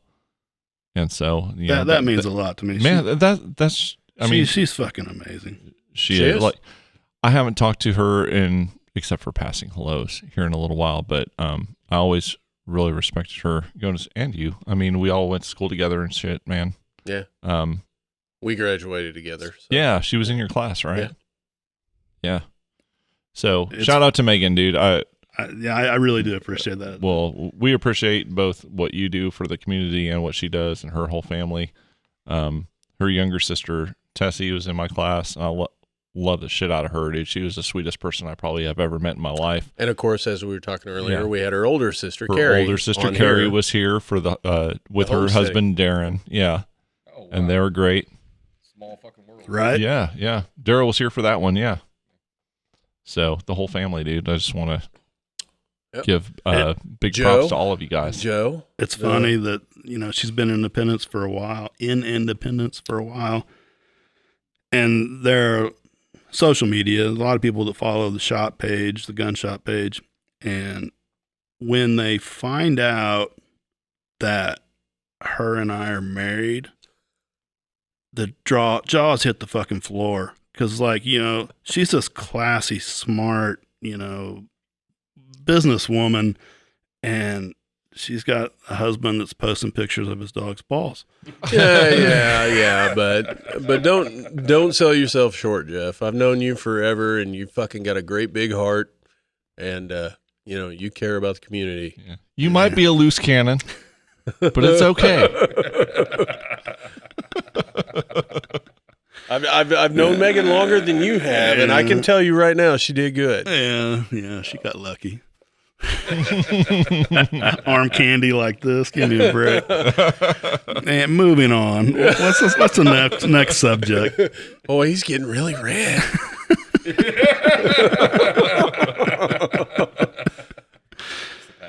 Yeah. See, I told you we've had a few. We've had a few tonight. I don't know if the cameras can see this, but a couple. Yeah. I took a picture. You know what? We still haven't fucking found the Jack of Hearts. I'm telling you, it's the fucking Willy Wonka golden ticket. I'm going to hold this up. Like, if you don't know, I mean, if you've never seen this podcast before, look, like each bottle cap has a little number and a suit, like a card would, and we're missing one for a full deck. We need the Jack of Hearts, and it won't show beer up. left. There's one PBR bottle left. There's a Seriously, there's only one. There's only one. That's why I said we should have bought more beer. We had more beer drinkers here tonight. Yeah, we did. Beer drinkers and fucking PBR drinkers. I mean, it was like, this is like the greatest thing ever. Besides being able to curse, that's what sold me on the deal. Yeah, PBR and cursing, yeah. Well, Brooke asked me, so what did he say? I said, well, the first thing he asked is if he could curse. And she was like, oh, fuck yeah. Of course. Yeah, and you said, yeah, we supply PBR. Fuck. And why can you curse? Because fuck them. That's why. Who wants the last one? Crack it, dude. We'll see what we got. It's all you, Daryl. Yep. We got some shitty Bud Light, lime, and other shit. Oh, there. Yeah, okay. So there's some Let's see COVID that. in the Let's see that cap. refrigerator. Is this it? Whip it out. Nope. No. No. He's playing it out. I'm telling you, the Jack of Hearts, that's going to be the fucking Willy Wonka golden ticket. There's Yeah. like 4 in existence. You're going to have to Right. go onto eBay and buy the Probably shit. one in 20,000 Yeah, bottle yeah. caps. Says the Jack of Hearts, I bet. The Ace of Spades has always been the hardest for me. On we've got- these, man, we got a a couple. bucket yeah. full of them over here. Jack of Hearts. You know, I've Get a drank, Jack of Hearts? Let us know. Yeah. I've drank this shit for People years. out there in YouTube land, if you have one, Right. You I've drank take this it. shit for years, and I'm sitting there thinking like, man, if I only saved all my caps, and I never did. And now I'm like, since I've been hanging out with you guys, I'm like, Pokemon, gotta fucking catch them all. yeah, I know. I used to have several decks. Several. Really? Wow. I mean, because Rub it in, Jeff. people I know drink. So he got all the Not- golden tickets. Not, fucker. not me. I had nothing to do with finding them. But it was one of them deals that, like, you got this shit laying around, and it's a bad reminder of how much you drink.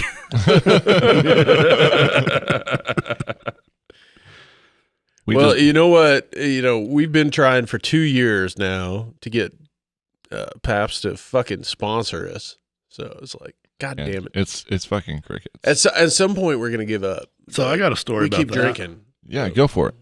I tried to get Pabst to sponsor a rifle. And we were going to Scott Hammer. Yeah.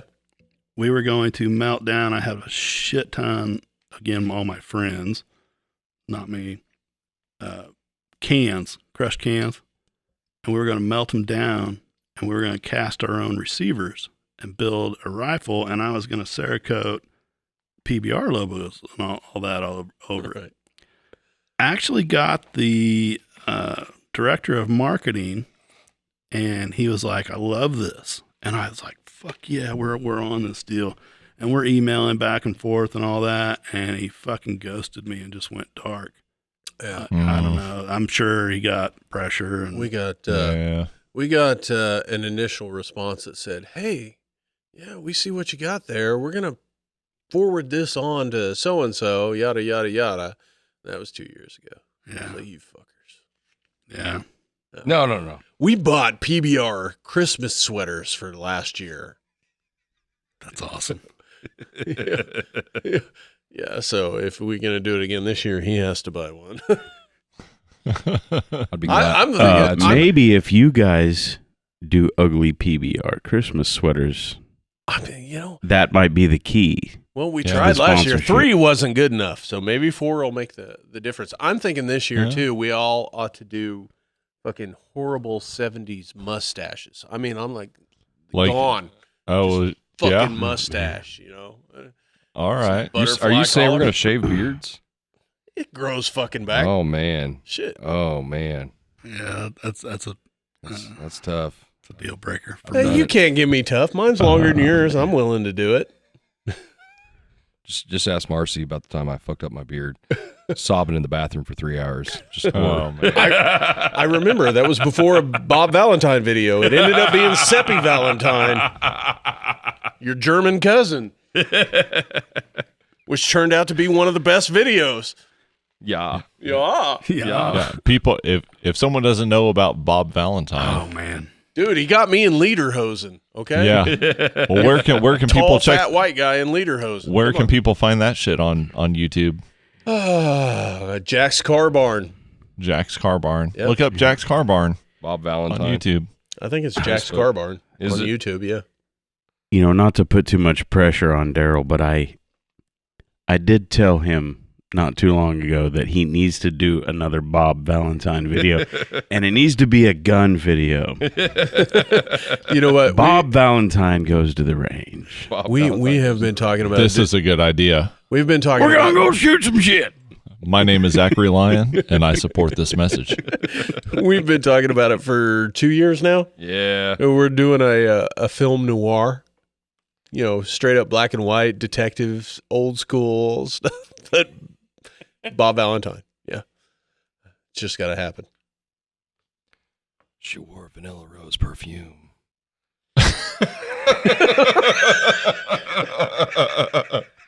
She was the kind of dame you only see once in a lifetime. It fucking stank up the whole fucking sedan. He smelled of whiskey and dank candles. And dank memes. Dank memes. Oh, she loved me for my smooth talking and my dank memes. This is the part where we take a break in the middle of the fucking podcast. Oh, I already did. Yeah, I'll do it again. Oh, you're good? Well, you stepped out. I got to step over. Do you love live music but hate the ringing in your ears for days after? Have you tried earplugs only to hear music like this? Then now is the time to get some Eargasm earplugs. With their specially designed sonic filters, you'll be able to enjoy high-fidelity sound just at a lower volume.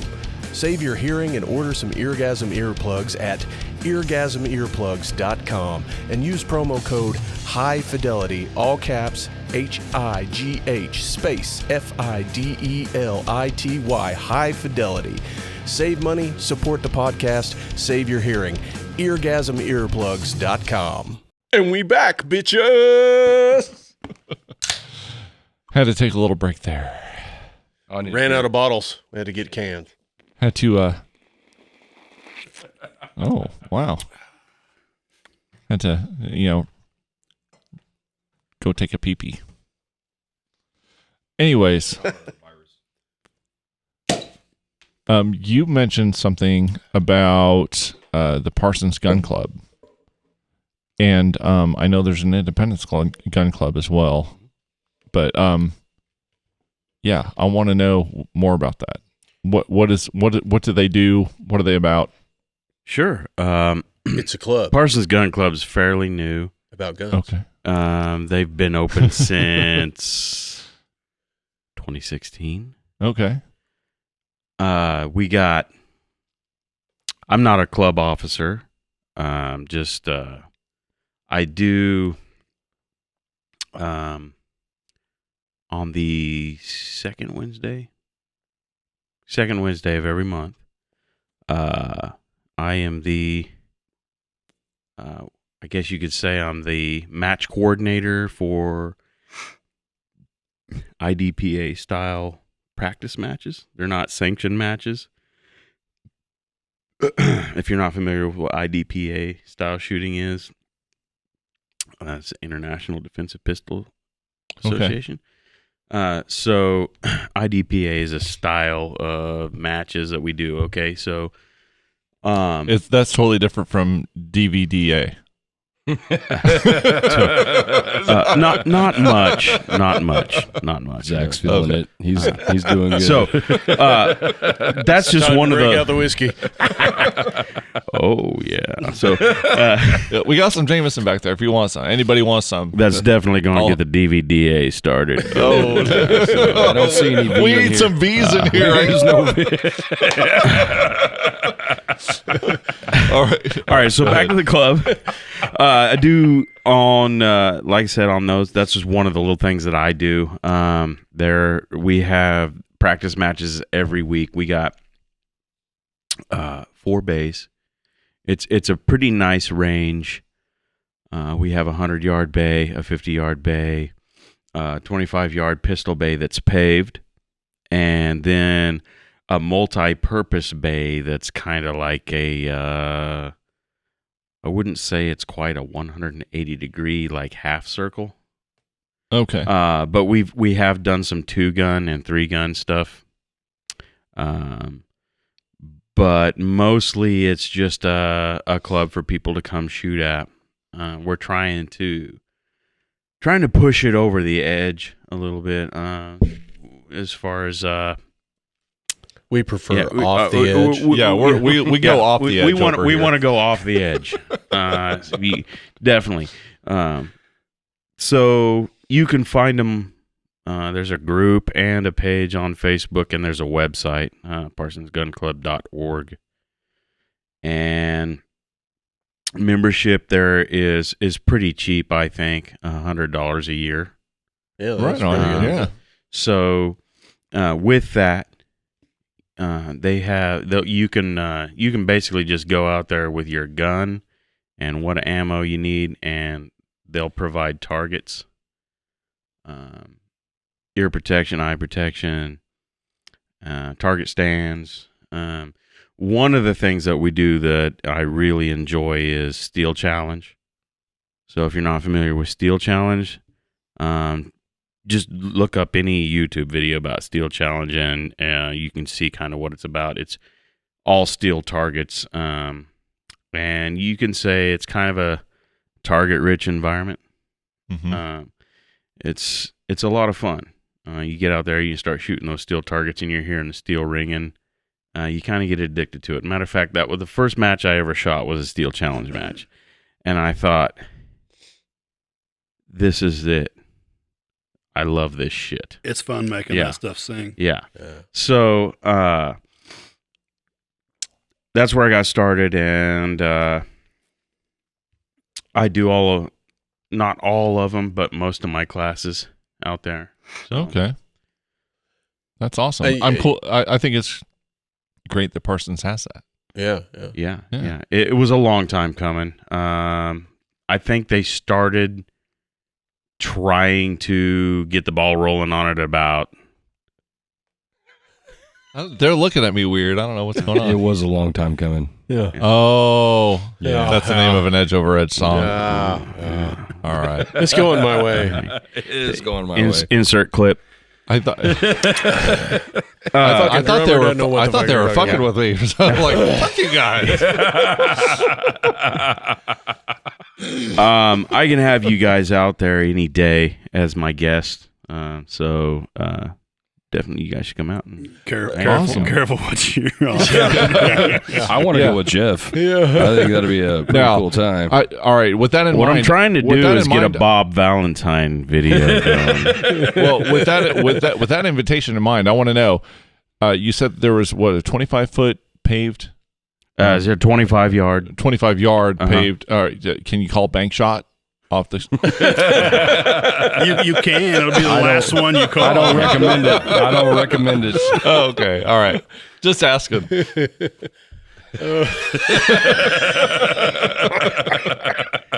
So you're talking about getting into competition shooting yourself. Have you had people approach you about getting into competition shooting? Be more specific, like At the gun range, absolutely. wanting Yeah, to, I mean, to learn get into competition shooting. It's definitely kind of taking a word of mouth. Yeah. People hear about it and they see about it. The club president will email the club about it, and so we've seen a lot of participation this year. It started out the first year with maybe, on a good day, 8 shooters. So now, on an average, we have 13 to 15. Wow. So, and that's weekly. Before we were doing them monthly. So it's really took off. The sad thing is the ammo shortage is definitely kind of slowed things down. So we're doing a lot of rimfire stuff. What's rim? What is that? I don't know what that is. 22 caliber. It's not a rim job. Everybody's bringing out their 22s now because I'm not interested. All right. I'm sorry. Jeff, you might remember. Shave it clean. It'll be okay. I'm sorry. Go ahead. Why the hate on the rim job? No, Jeff, you might remember back the 22 caliber fiasco. That was during the Sandy Hook era. So everybody was buying 22 and hoarding it and stockpiling it, and so that's the one thing that there's an abundance of in people's locker right now is 22. So Right next everyone's to the toilet been bringing paper. out their 22. Right next to the toilet paper. Yeah. Right next. I have a feeling that Daryl has a garage full of toilet paper. Like this motherfucker was the reason for it all. How did you know? No. You know, before- No. Hey, listen. Actually, all right. So I'm got home after work one night. I'm sitting there chilling. There's Counting your toilet Marcy's- paper. It's like one sheet, dollar bill, two dollar sheets. bill, dollar. No. I'm sitting there. My wife's sitting on the other couch, and she's scrolling through Facebook too. And I'm like, Marcy, is this toilet paper thing fucking for real? She goes, yeah. I'm like, are you fucking serious? We gotta buy some toilet paper. That mentality comes through. Well, the next day I went out and I couldn't find any, and I actually started kind of worried. I'm like, what the fuck? You know what? I reacted completely different because I saw it on Facebook and I'm like, I got a detachable shower head. I'm good. I need a bidet. Same thing, just hop in the shower, you know. Wet wipe gang over here. What? Oh, wet wipes are the shit. No, anyway, could you imagine though, like really going day to day without some shit tickets? I mean, Well, the thing I couldn't, Imagine it 50 years ago.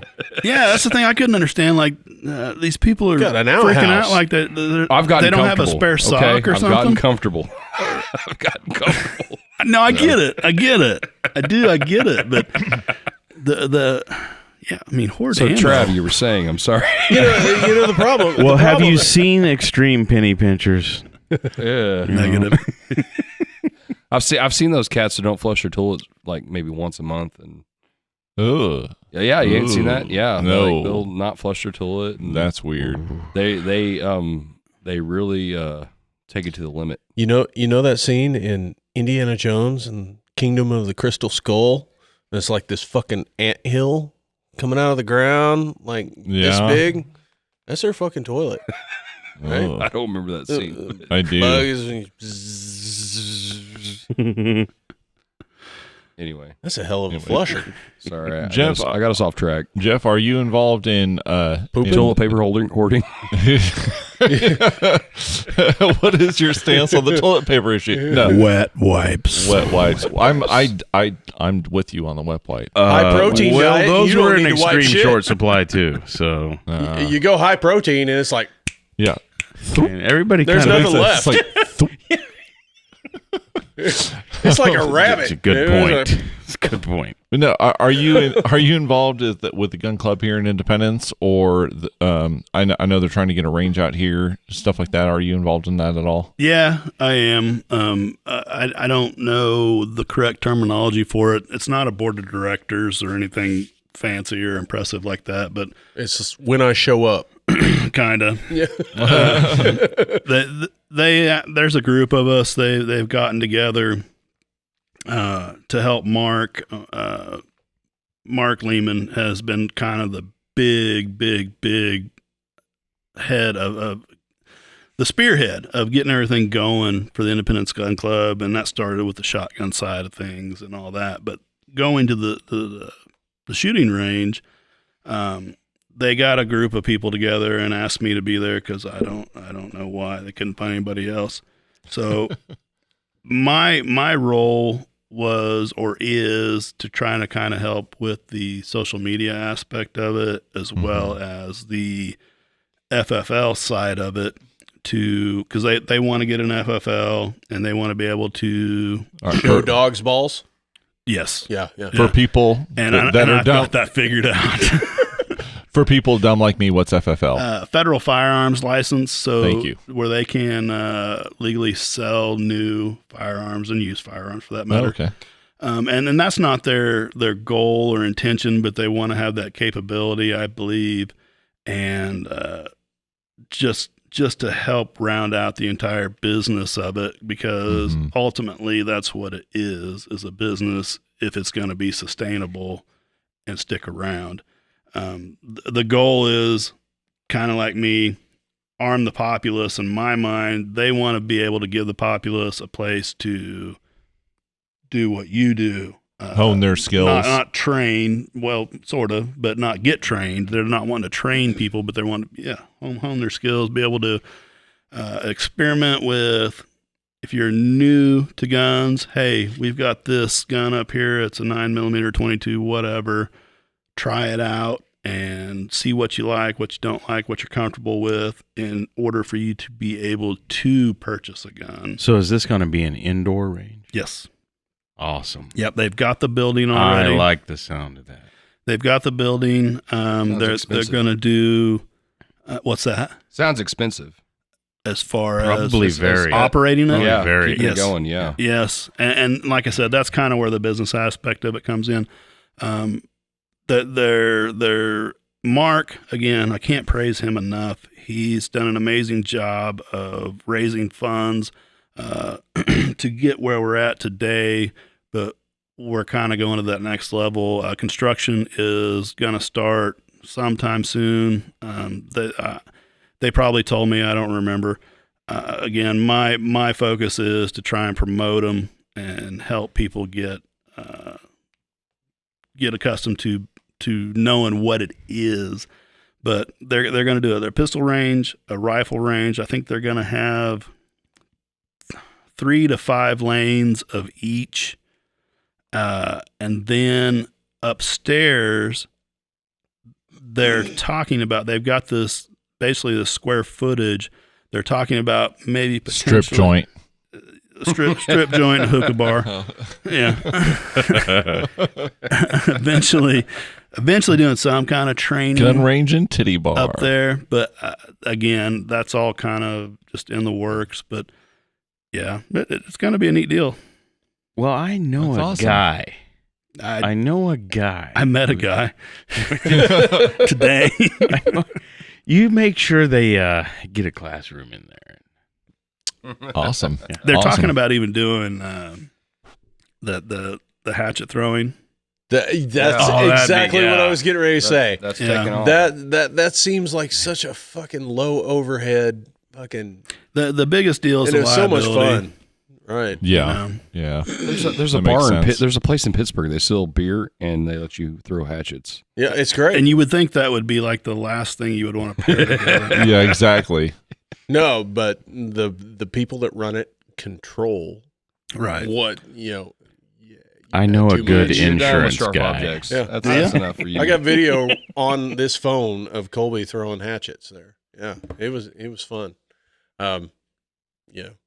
I would never get. It was for a fundraiser for a friend of mine that had cancer, and yeah, man, I can't wait to go back. Yeah. Megan and I did that in Indianapolis at a deal, and I had zero to no desire to go do it. Until you do it. Oh my God. Yeah, right. It's like, this is fucking fun. Well, I'd be down. I love anything like that. I love bowling. I love darts. Anything like that. That's like fucking honing in on. Like I'm sure, and I love golf. Yeah. How How about Roman candle fights? Yard Yes, darts. I'm all about it. Yes. Dude, anything like that. What's the fucking cornhole? Yeah. Anything like that. Washers. I'm all about any of that shit. I think And that's you why missed that. I know that as soon as I get a gun in my hands and I get out on the range, I'm going to be obsessed. You will. And that's, You will, I will be obsessed because I'll be like, I'm going to fucking outshoot everybody. That competitive side of me will come out and I'll just be I like, I'm think going to the five fucking of us destroy need everyone. to get like 6 cases of PBR and teach Zach how to shoot. Mhm. That's a Various awesome, guns. Let's do it. awesome, Well- horrible idea. Oh yeah. And given that piece God, of, I wish I still had the 10 gauge, man. That would be so much fun. given that piece of information Hey, that she bitch. you just shared, Let's go. Let's go. We need to do a dueling tree with a 22, like a little competition. What's it? Oh, okay. I see what you're saying. Okay. Are you familiar with that at all? I'm not familiar with it. I So- thought that I knew what you were talking about, but maybe I don't. So explain it. You've got a vertical target, basically a post, and you've got Targets on each side. It's like All right. Yeah, go ahead. you go ahead. It's a standing.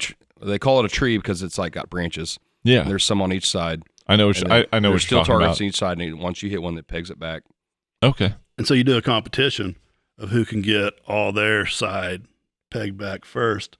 Right on. Man, just from the videos that you post, I know that you're a hell of a fucking shot. Not really. Not really? Well, accuracy through volume. It's called shot. Well, all right. He only posts the good stuff. It seems like it You from a don't see- layman's perspective. I was just like, you just fucking like, You don't see all the bam, and hitting misses. shit. I was like, goddamn, all right. Pretty no. fucking When the good. rat scatters, that means Yep. there's more than one projectile. Yeah, You fucked up a few doorstops, didn't you? machine guns help accuracy a lot. There's a fun little trick I learned with my SKS that I would never do. But there is a steel pin that I've heard of that I may have in my collection. ATF enters the chat. You lost all your guns in a Where is- tragic boating accident. Alexa. These guys are a bad influence. I don't know. Yeah, we're terrible. I know. Yeah. Matt Good, especially. wholesome, fun nut check stuff at my shop. You know, like it in has a cartoons, in a lot of cartoons, you see like situations where the protagonist is walking along and they got a little angel on one shoulder and like a little devil on the other shoulder. Matt's that fucking devil. Always like, listen, you can do this. Look, I gave my son my anarchist cookbook, so it's off the table until he comes on the show. God. Antifa is among us right here in this room. It's amazing. I printed it out on a dot matrix printer. Did you really? I had to peel all the fucking. Yeah. Well, son of a bitch. That's commitment. Yeah, man. I could totally hack a PBX phone system. Not that they're in existence anymore. I don't even know what a PBX phone system is. So Is that like P90X? Like No, working out? no. No, all right. No. But if you want to fuck some people up, just put a little. Oh. all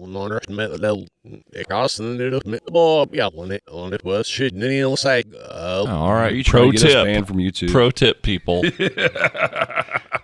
Somebody's got to get this far into the show in order to ban us. So, If you want this to learn episode gets more, banned- if you want to learn more, go to 101 Paper Street Damn right. 101 Paper Street. and talk Paper to Street. Mr. Durden. That's my favorite movie ever. Oh man, that's good. Oh, see, that's one of those pauses. Well, I was just leaving it open for you. It's like, all right, movie reference, enter Matt, because he's the movie reference like walking library. Selling them back. I am their own, Jack's inflamed sense of rejection. selling them back their own fat asses. He was just a bit taken aback. That was his favorite movie. It is. Yeah, It yes. is. I mean, we actually incorporate Fight Club clips into our show now. Yeah. Yes. Yeah. We've been doing that. Yeah. That's kind of like I What knew a band one time that was doing that. Paper Street Soap Company. Yeah. Project Mayhem. First rule of Project Mayhem is we do not talk about Project Mayhem. well, I just want to say that Did you know? I'm going to break rule 1 because dude, I'm fucking down with Project Mayhem. Let's do that. I mean, not us, but just like somebody get on that. Like we let's do talked that. about this like 4 episodes ago, but if you want change, violence. I'm not really going to stand behind that.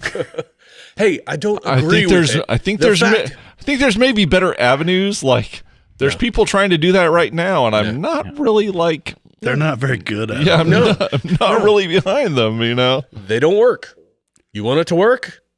You burn some shit down. And it's like I think I want a lot of the same changes that they want. Yeah. But I'm not with the methodology of that. That's not the right way to do look, it. look. I think a lot of us want to have I'm a faith in our system. Right. We want to know that the system is working.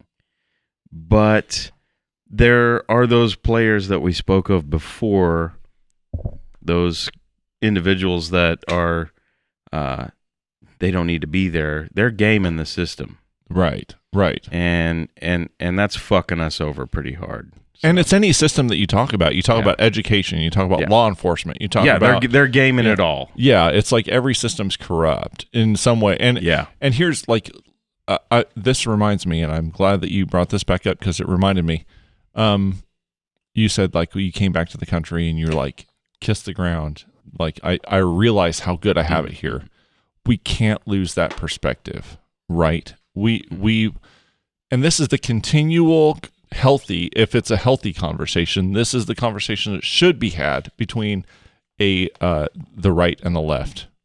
However you want to define that. No, you're absolutely right. Allegedly, there needs to be a healthy conversation between the right and the left. That's happening right now on TV. Yeah, the powers that be are enjoying the division right now. Yes. Because we can't have a healthy conversation. Exactly. It's like conservatives are supposed to say, hey, things work relatively well. Let's not throw the baby out with the bathwater, right? It's like, let's appreciate what we have.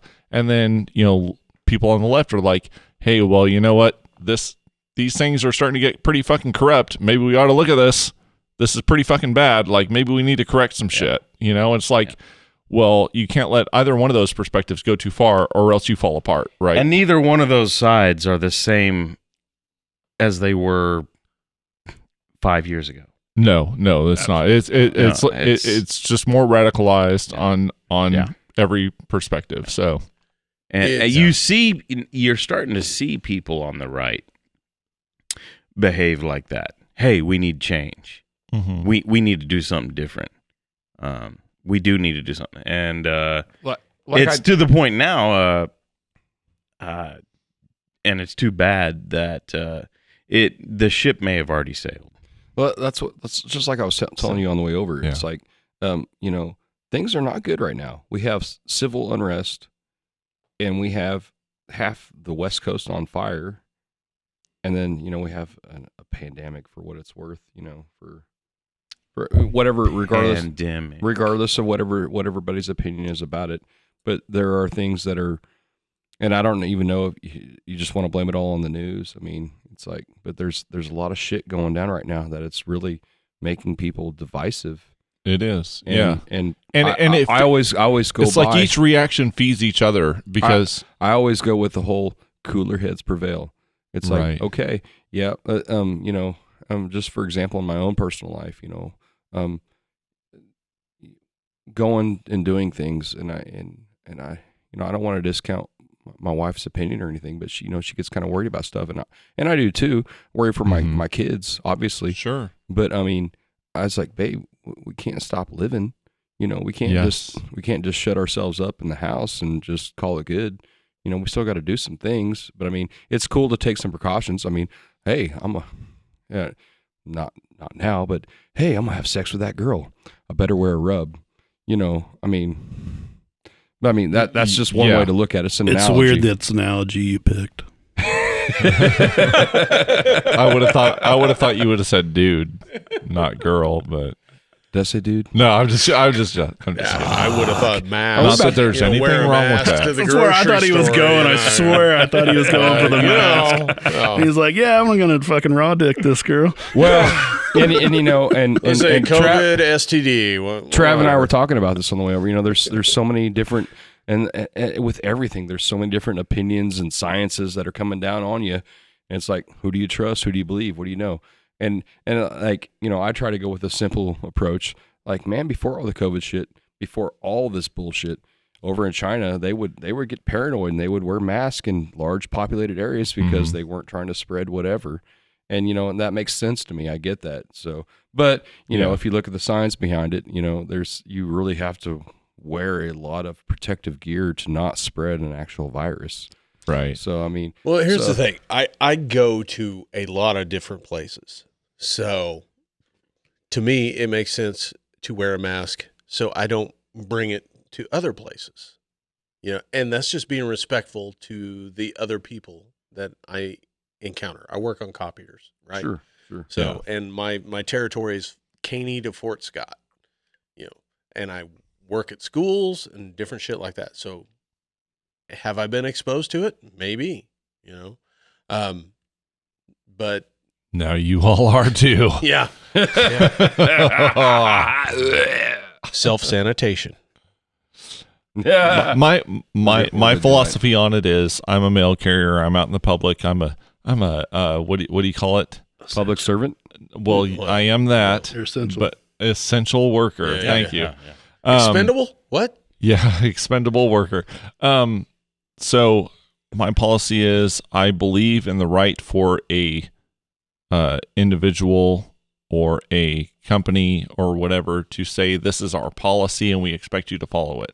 So if a company, like if I went into USA Gun Bunker and Jeff was like, I require you to wear a mask in my facility, I would respect his decision to make that Right. decision for his company. Right.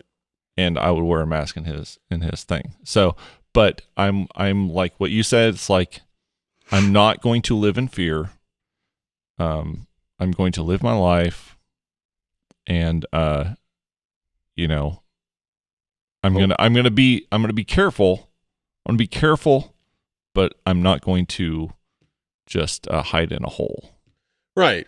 I mean, But I'm not going to go to spring break in the Ozarks. No, exactly. So, I mean, You're gonna use common sense. Yeah. I mean, we spent a weekend in I'm not going to Texas. go around spitting in people's mouths and go, ah. I spent a weekend in Texas recently, but I wore a mask when we went out in public, unless we were at our own table. I just, I don't want to spread it to anybody else, but I'm not worried about it. It's kind of one of those things, you know what I mean? I look at it this way. It's a virus.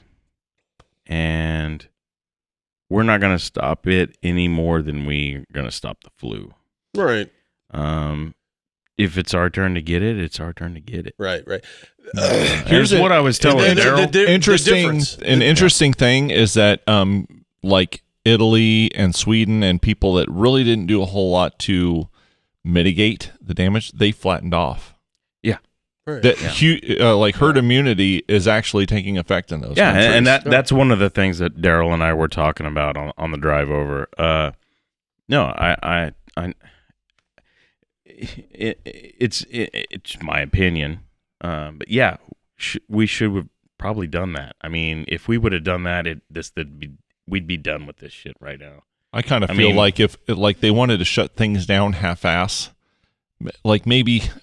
And believe me, I am not necessarily for an authoritarian fucking response to anything, but hindsight being 2020, like if we would have like taken, 6 weeks. Yeah. 6 weeks. Yeah. Shut it all day. Shut like a hard shutdown. New Like Zealand- everyone like just fucking hard shut down. And then New Zealand we'd did probably that. be over it. New you know what I Zealand mean? did that, and I guess they've had a pretty good outcome. Right. So- I think that's probably You want to know why I'm against that? there's a lot of because reasons. nobody asked. No, there's a lot of reasons to be against it. But yeah, go ahead. First of all, I sell masks. If anybody wants one, What? I sell masks You said, all right. You know what? for the second wave. You know what? We actually have just started talking about making logo masks for the band. Why wouldn't you? Yeah. Well, it's not going beforehand- away, apparently. Beforehand, So- it was like, this is going to go. I'm not going to capitalize on fucking people's fear. It ain't going anywhere. So now's the time, I guess. We'll go ahead and make some masks. I felt like when I had people start asking me for them, fair game, Now, the reason I don't agree with that, I don't trust our government enough to take their foot off the gas pedal. They want to shut, you say you shut everything down for 6 weeks or however long, whatever the time frame is. I don't want to give them an inch for fear that they're going to take a mile. And when is enough for them? I totally agree with that because Zach and I were talking about that earlier. That like I said earlier, no tragedy goes unused by the government.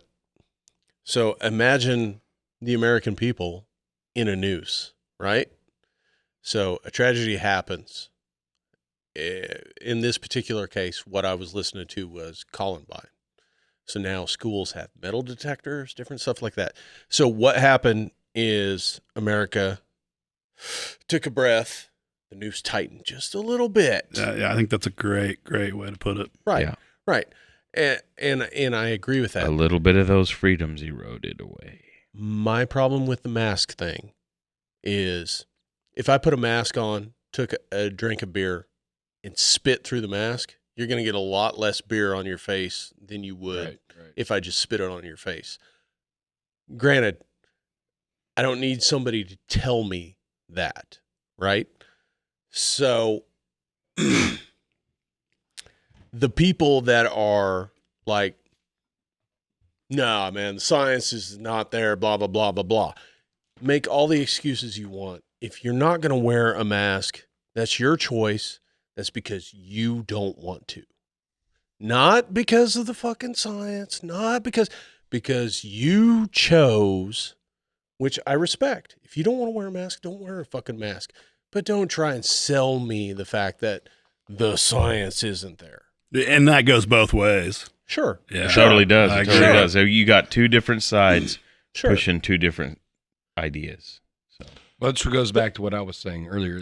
Before COVID and all that bullshit, before all the bullshit, you look at news that was coming out of China, and you'd see like news clips. You see people wearing masks. I always thought that was the weirdest shit ever.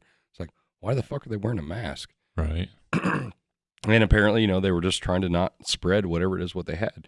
You go into the doctor's office. They said, hey, if you're not feeling well, please wear a mask. Well, So, just to point something out, one of the reasons why they wear masks in China, and they've been doing that for years, is because China does not What'd he have say? Smog. Yeah. China does not have any restrictions whatsoever on emissions Right. from the industry, and there's a huge percentage of air pollution in the United States that comes from China. Yes. It just floats yeah. over here from the Sure. atmosphere. So I can't remember any statistics on this, but in Beijing, you literally can't go outside without a mask, or Right. you're going to be breathing polluted air. Right. So a lot of that is that's where that comes from. It's not just it's not disease. It's because they don't want to breathe polluted air. But a lot of that adds to the validity to wear a mask to protect you from something else or to prevent you from spreading something else. I mean, it's like anything, man. I mean, if there is a barrier, it may not be 100% effective, but it's going to knock it down some. I mean, it's better than just fucking the air between us. And that something is more effective. Like if you have it and you're wearing a mask, that's more effective than if Right. I have it Right. and you're wearing a mask. That's going to be less effective. Right. And that's my point of what I do. Caney to Fort Scott. I don't know what I've been exposed to.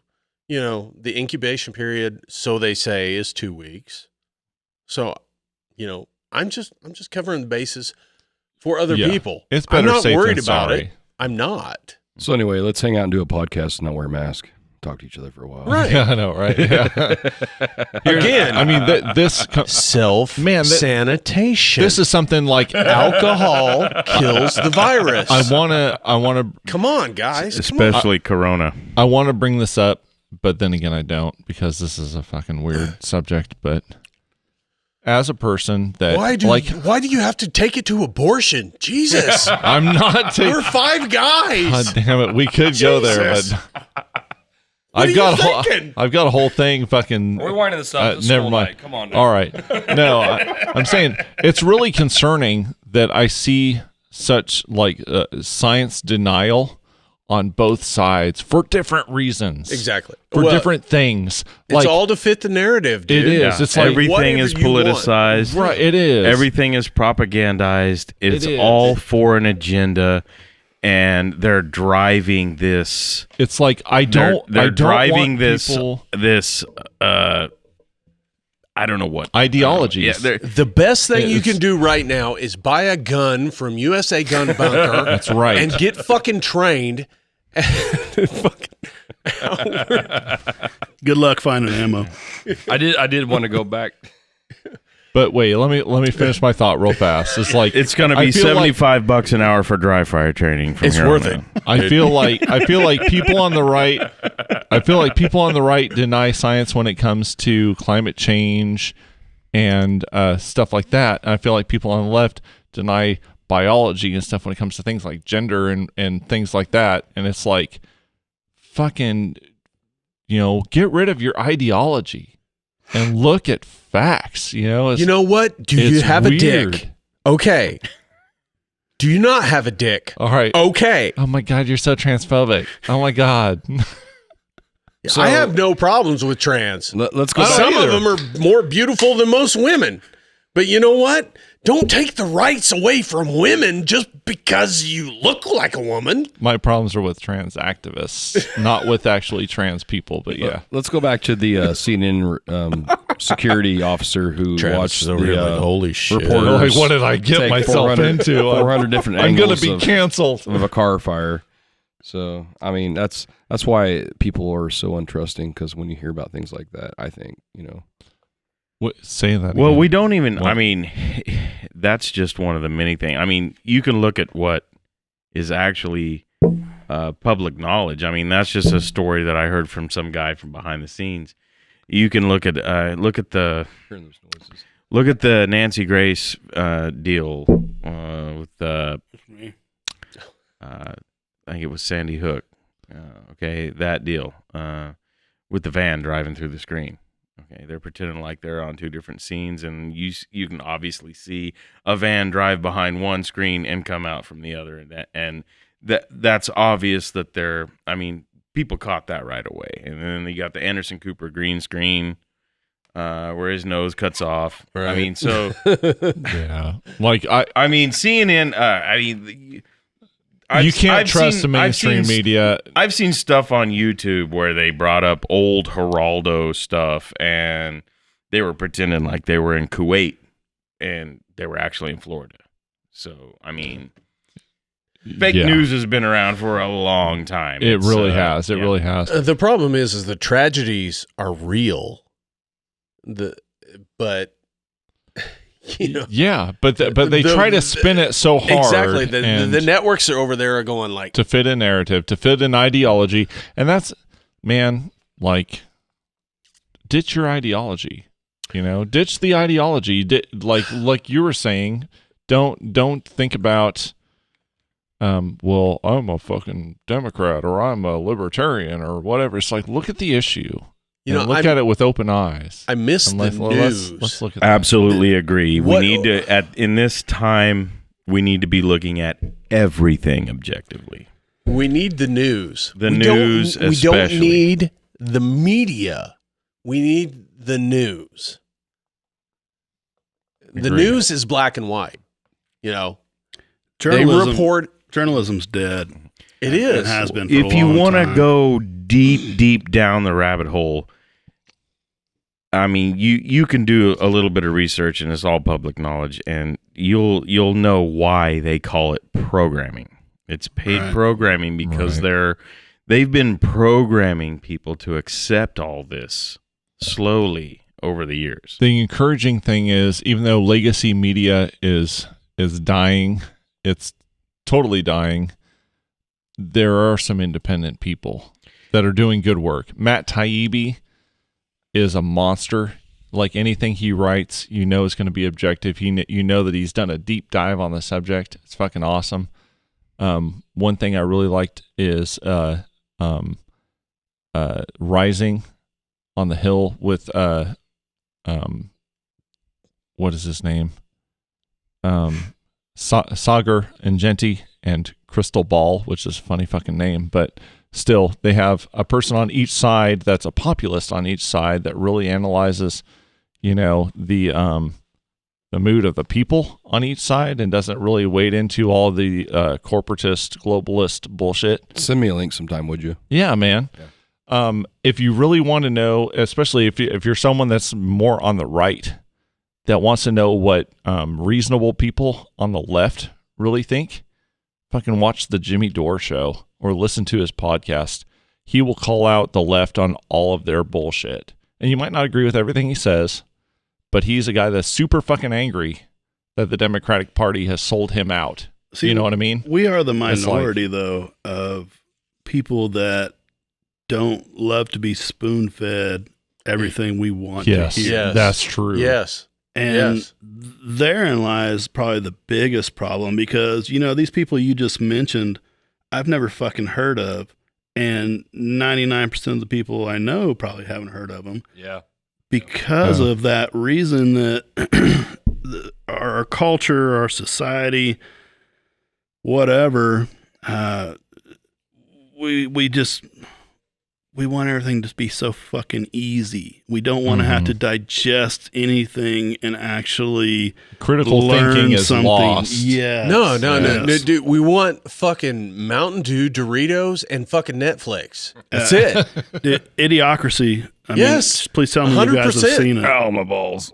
I mean, it's so close to reality. It's fucking scary, Yeah. and yet wildly humorous to me. But here's the thing. I mean, Agreed. It's got what plants need. That's what plants crave. Quite amazing. Quite amazing. even if the underdog majority was flipped on its end and was thinking like we are, what does it fucking matter? Because the people in power make the decisions. What are we going to do? And that's why we're the minority, because everybody's just given up hope, much like I have in our governmental system, that while I just don't want to sit down and lie and take it, so to speak, most people, it's so much fucking easier just to go with it. Right. You don't want to lie down and take it, but do you really want to pick up a fucking gun and march on the Capitol? Exactly. Yeah. And so this opens up a whole new can of worms. Right. And I know it's getting late. Hour 3. I have people come up to me in the shop all the time of, why don't a couple good old boys like you and your friends and, get 10, 15 people go to, what was it, fucking Oregon, Portland, Seattle, whatever, doesn't matter. Because 10 to Portland 15 right ain't now. a fucking Portland's enough. a big No, hold up. thing right now. Hold up. So why don't you go and disrupt this, shut it down? Because if the law isn't doing anything about an autonomous zone, why can't you go in and fucking break it up? Because it wouldn't take a lot. I mean, let's face it. Ask me what I'd do if they come into Cherryville. I You live in Parsons, I so want to what get the there. fuck would you do? You know I what I'm want to saying? get there. I'm You going to drive over? gonna hang out. Well, no. I'm proverbial speaking. Because I ain't fucking coming to with fucking you. Cherryville. Can I Fuck just say, man, we're actually a little bit lucky, Well, maybe just I'll in the come see region how that you we guys are live. doing okay. Because one, COVID hasn't hit us hard because we're a low population density area. We're lucky in that, again, for the same reason, we don't have just tons of. We're not a metropolitan area. We're not having like huge protests and demonstrations and stuff like. But Yeah. I really Like want to I say just want to this. appreciate that. Do it. So let's just say it was Wichita, Tulsa, Kansas City that you've got these assholes that blocked off a 4-block area doing whatever, and nobody's doing anything about it. Let's focus on that scenario because that's 2-3 hours away from us.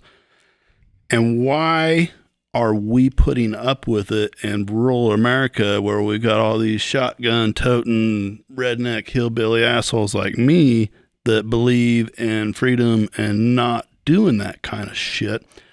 And I firmly believe the reason why is because look at the people protesting and doing all of this.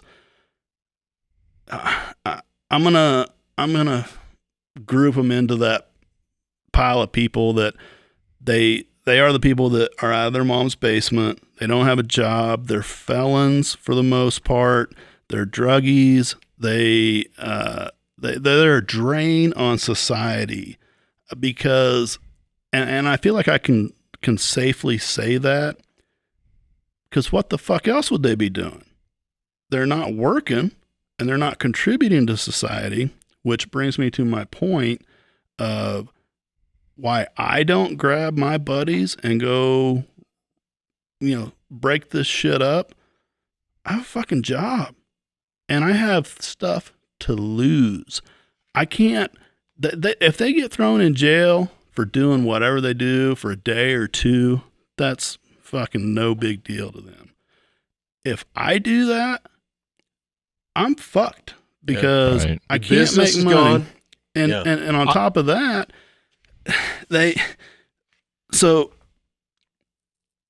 if they do it, they have nothing to lose. And our judicial system knows that. And they know they're going to be in and out, in and out, in and out. If I do that, I have something to lose. It's no different than if I get a DUI versus a habitual drug addict that gets a DUI, because I know several of them that have had 6, 7, 8 of them. But if I get a DUI, they're going to get every fucking dime they can out of me.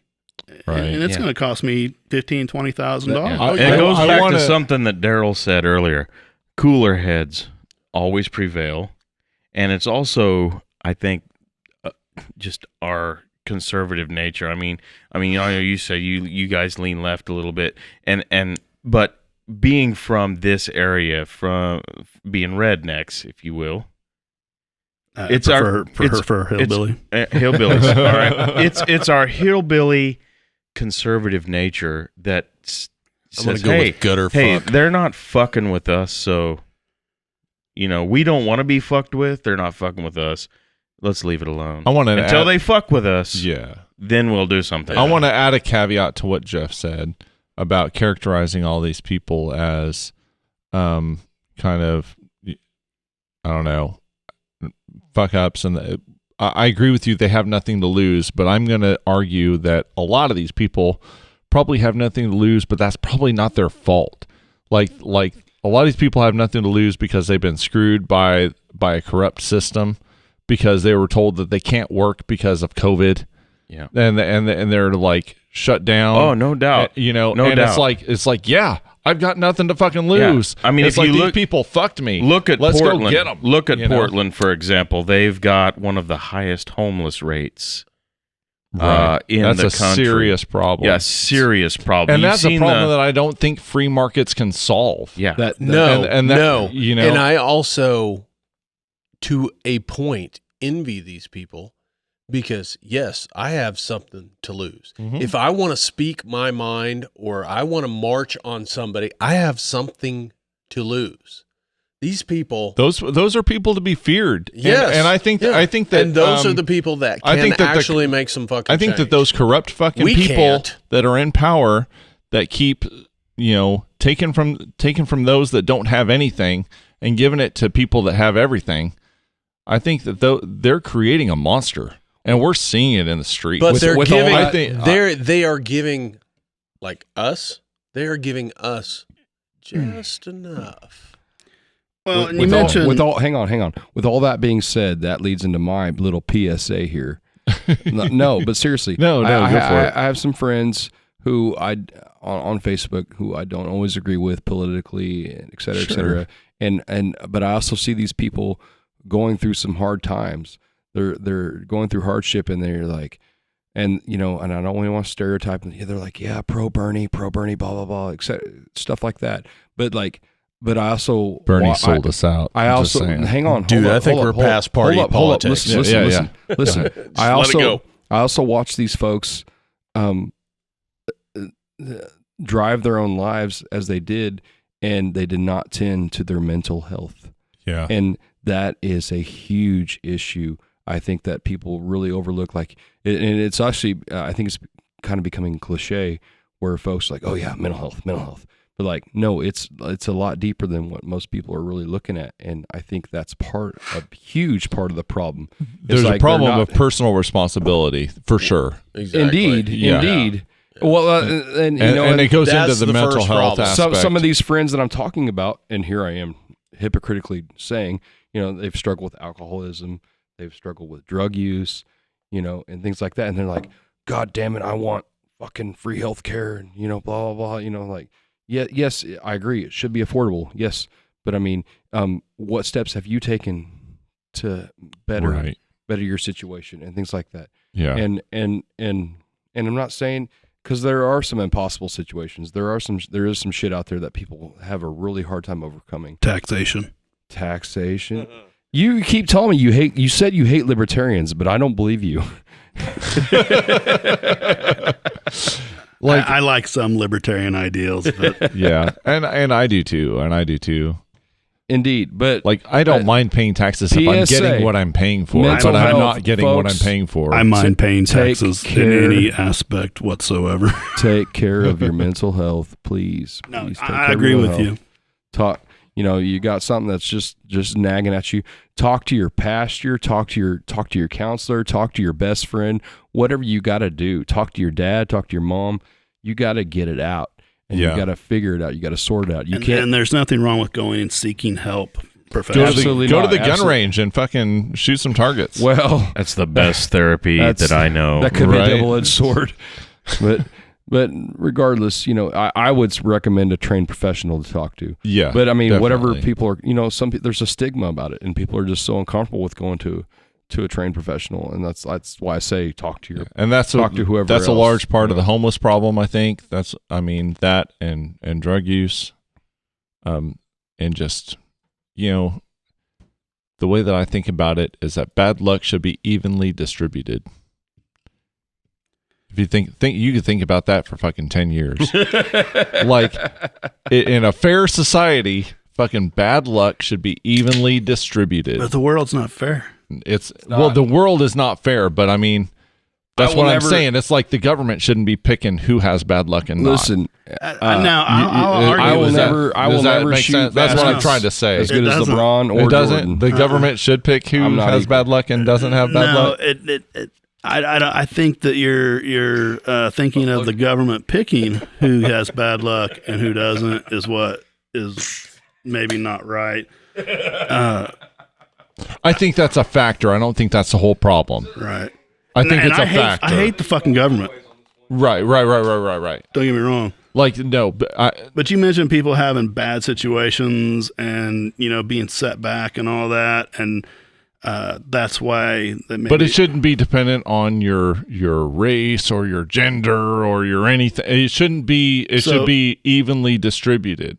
It should be like no matter what group that you identify with, you are equally as likely to encounter bad luck. That's what I'm saying. Oh, yeah. Well, I mean, that's how are you that's not? Fair. That's a fair assessment. How are you not, though? Well, I would say that you're talking like white privilege, that kind of deal. Well, I hate that. I hate that term, but here's what I'm thinking. Yeah. I don't think that there's people that are racist here making life miserable for minority people. I don't think that. But I do think that we have echoes of racism, of Jim Crow laws we've never fixed that. We've never fixed. You're not gonna. No, I know. Well, we've never made it a priority. Right, we've never made it a priority to fix that. Well, one of the things that I like to, when I get into the race, like we don't have equal opportunity because of these echoes of like affirmative action. No, I'm not saying affirmative action. I'm saying saying lift up impoverished communities. Redlining has happened. Whoever got me the beer? Did you give me the beer? Thank you. Jim Crow laws have still have echoing effects. Yeah. I'm not saying that there's people enforcing these things. I don't on think people. that we can legislate racism out. No, because that's as human great. beings, we're going to have hatred. I mean, it exists. It doesn't matter. Right. We're gonna pick if we were all the same color, we would pick on fucking people with big ears or height. Right. You know what I'm saying? Find a reason to pick on some people. Yeah. I mean, there would be something to hate. Yeah. Okay. So, I'm just saying we can fucking bomb the shit out of a country, and spend trillions of dollars to rebuild it. But we can't do that with Detroit. We can't rebuild Detroit. We can't.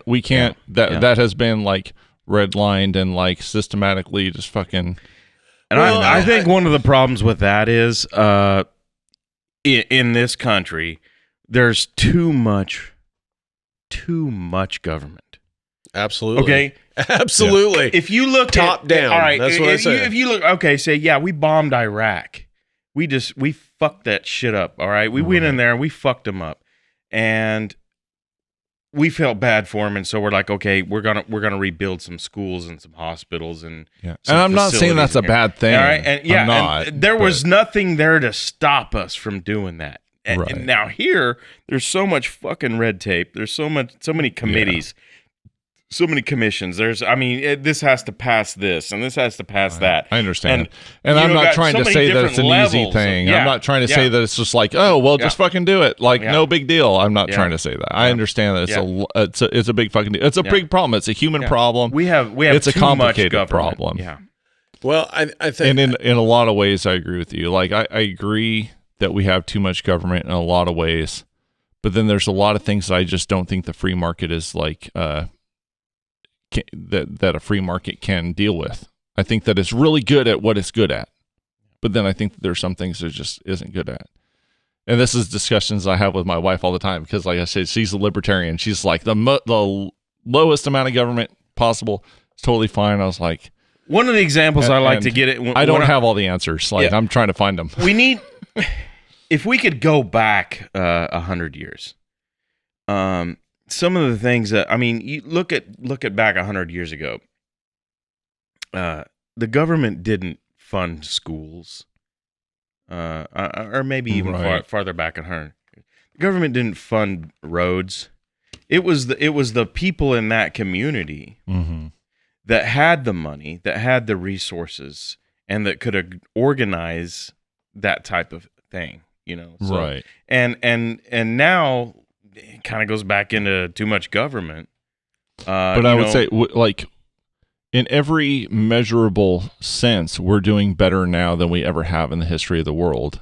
And I would argue that that's because we, as a global, or not as a national community, have invested in things like infrastructure. Infrastructure things. Like, I think we need to do more of that. Like the interstate. That sounds like a statement of entitlement. Well, it is. Well, let me get my pinky in the air while I make the statement. I think that's kind of what I was getting at. We have the resources. We have the tools. We can make it happen. And that's what I'm saying. Like, I agree on the avenue. I'm not talking about reparations, like handing individuals money, but I'm saying like infrastructure projects, like the WPA back, like during the Great Depression. Like, I guess I'm a more of a New Deal type of person. It's like, let's put people to work. Let's build infrastructure. Let's do things that lift everybody up. And I think that we've benefited greatly from that in our past. And that's really, you know what I mean? Yeah. That's kind of the more where I'm kind of. Are you kind of referring to back like the job, like FDR kind of stuff? Yes. Yeah. Like our park here in Independence was built by the Public Works. Yep. Yeah. Public Works program. Right. That's what I was trying to get at. Yeah. So, kind of an offshoot of this conversation, but how do you feel about the increasing taxes on the wealthy and major corporations? One, I think that corporations have way too much influence. I think they have way too much influence. Definitely I don't agree. think that they're held. I don't think that they are allowed to fail when they need to fail. Yeah, it's not a free market. They're bailed out at every turn. They shouldn't be bailed out. I definitely agree with that. Now, as far as taxation, I don't believe that we are getting anything for that. I think that that's just going into the pockets of corrupt people. Yeah, it's just being circumvented. Around. Yeah, like Jeff is saying, taxation is theft. I get that perspective. I totally do.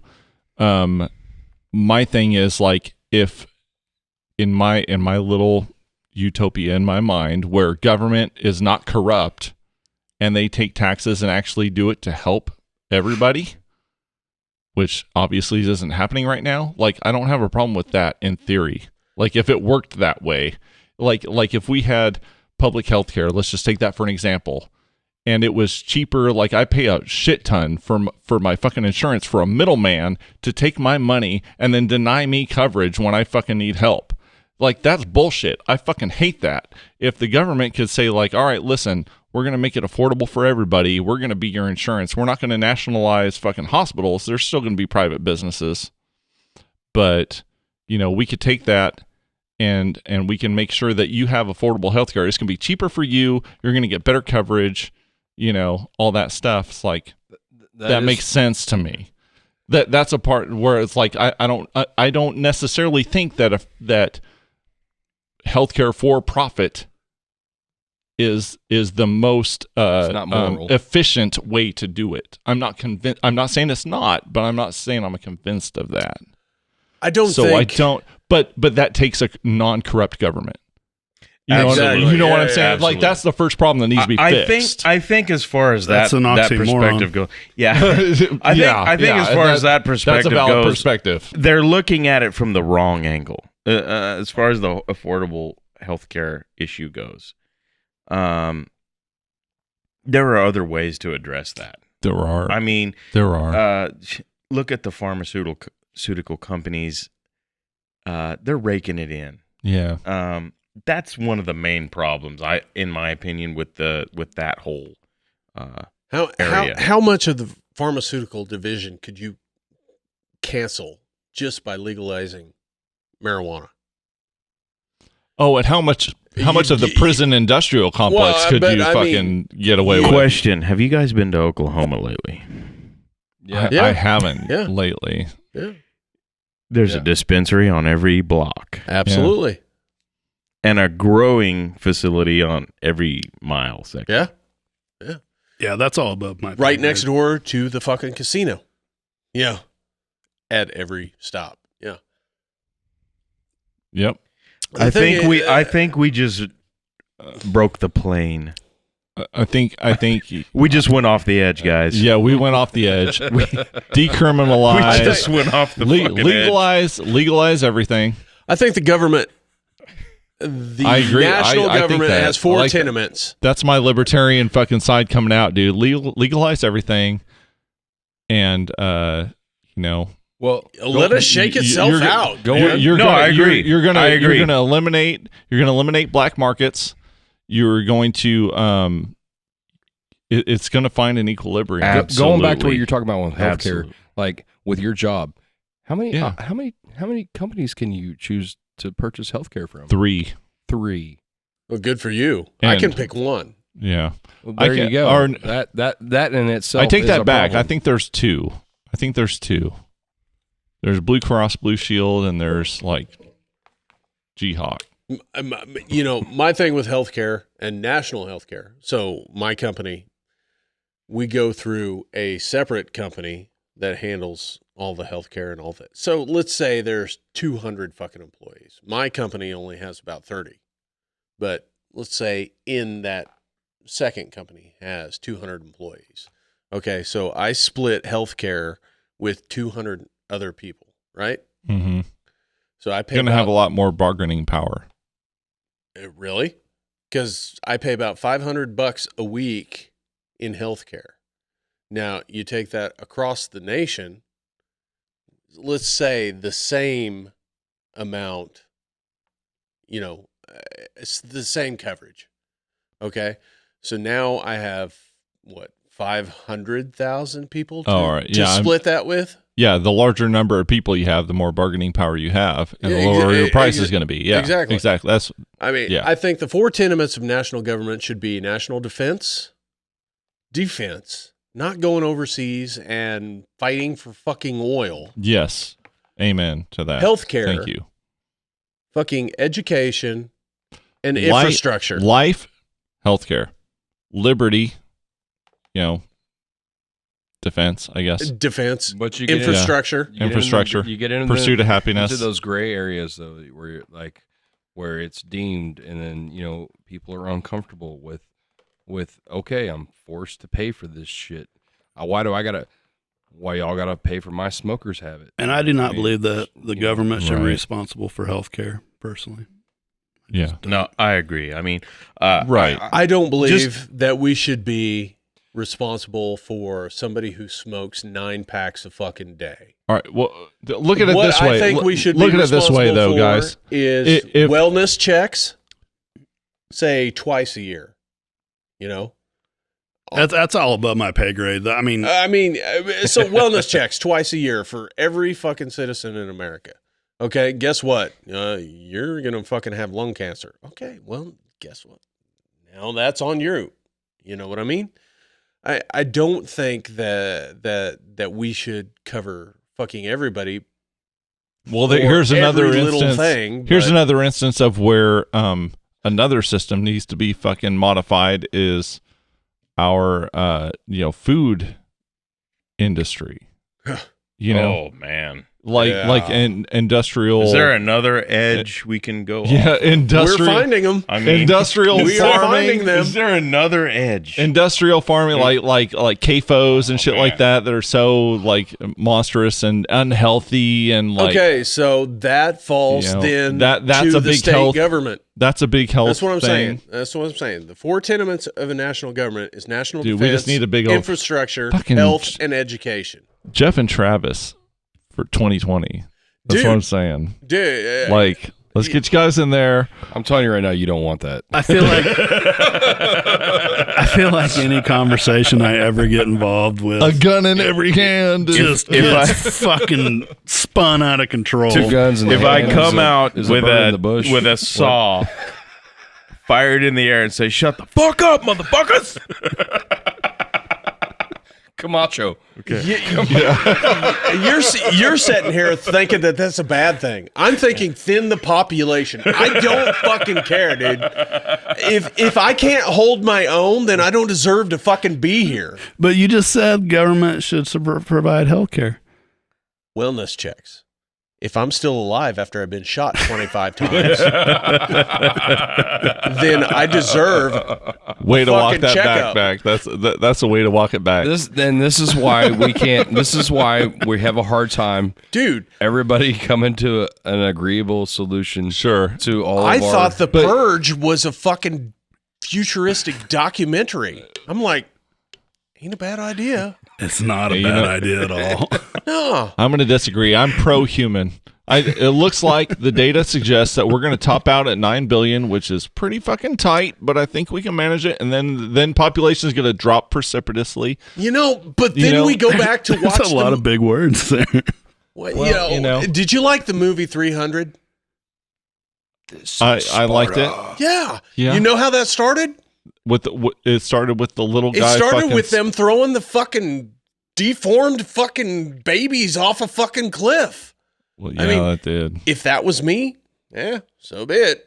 You know, They were also pedophiles in real life. Oh my god. Bohemian Grove. all right, guys, you get. That's Tell true. me. We've got to end this podcast. This is getting way too hairy. Dude, at some point, this planet's got to thin the fucking herd. It's Well- going to naturally. The data suggests it's going to naturally. Oh, yeah, yeah. With Everybody talks about killing the planet. We ain't killing the planet. She's going to get pissed off and be like, no, hey, listen. fuck you. Listen, I climate change is a real thing. I believe it is to a large degree man-made. That said, nature's trying to kill us every day, cuts humans some slack because we're doing our best to survive. We're going to figure it out. We Okay. are the virus in the circulatory system of the fucking earth. Now listen, okay? Somebody's going to That's pump a fucking antiviral in there, and it's going to take out at least 3/4. That's a and then it's dangerous gonna be like, perspective. That's a dangerous. I'm going to let's start disagree. again. I'm going to disagree with you because that's a dangerous perspective. Because then what's the logical conclusion for that? Oh, let's just go out and fucking kill people because I'm saving the earth. I'm going to kill people. Okay. It's like I didn't say you were an antiviral. No. I said the earth was an antiviral. now I'm just saying I'm pro-human. Yay humans. Like I love humans. Humans are the people that solve problems. We also Dude. make some problems, but Not we a also big fan. No. Not a big fan. right. Virtual high five, man. Fucking here in about 20 dogs inherit the planet. Here in about 20 years, our population is going to start to decline. It's going to find equilibrium, and it's going to be good. That's because of a natural sterilization No, it's because of education. It's because we're educating people. No, dude, we're getting stupider every fucking year. No, These The guys- smarter we look get, at the dumber data. we Need get. their Look own at the show. data. Yeah. It's Look at the going data. now, man. No, We have went off the edge, we've went off the edge landed on another ledge, with Travis King rolled off of that, and Jeff, Jeff Menzer Menzer, and Daryl Rocky, and Zachary goddamn it, Lyon, It's Sweet D. and Matt and Sweet D. Kill All Fuckers. And listen, we're gonna end it here, but just to let you know, we're going to have a fucking Follow-up in battle. 2021. We're gonna have a battle royale and wrestling match. Please, afterwards. if you have any, send ammo. To all of our Please. fans, I hope you still enjoy our music. Please send ammo. So If you want to know what the next album's about, extermination. Where can people find you on the internet? You On the guys can interwebs. find me on the interwebs. On so far, since I'm so new, I haven't ventured out much. But Outward Defense on Facebook. That's my only social media source right now. You can email me on Gmail at tkingpk@gmail. All right, Jeff, give people your Instagram and Facebook one more time. Hashtag nut check. Yeah, you can just Google nut check, and probably You'll get end all up- kinds of shit. USA Gun Bunker. You can Google it and you'll figure it out. Oh man, I want people to send us what they found in their search results from NetCheck. Please do. I have not actually Googled that, so I hadn't honestly thought about that. I don't know. That might be a bad fucking idea. Make sure and put the pound sign in front of it. I guess I don't know. Yeah. namaste, Nut check. motherfuckers. Pornhub. And if you like this podcast and all our fucking, I don't know, shenanigans, then please, subscribe on whatever, device you're You listening can on. truly say this was an off the edge podcast. Yeah. Dude, I expected nothing less. It was good. It was great. I want to say, America. I really appreciate all your perspectives. And again, I just want to reiterate that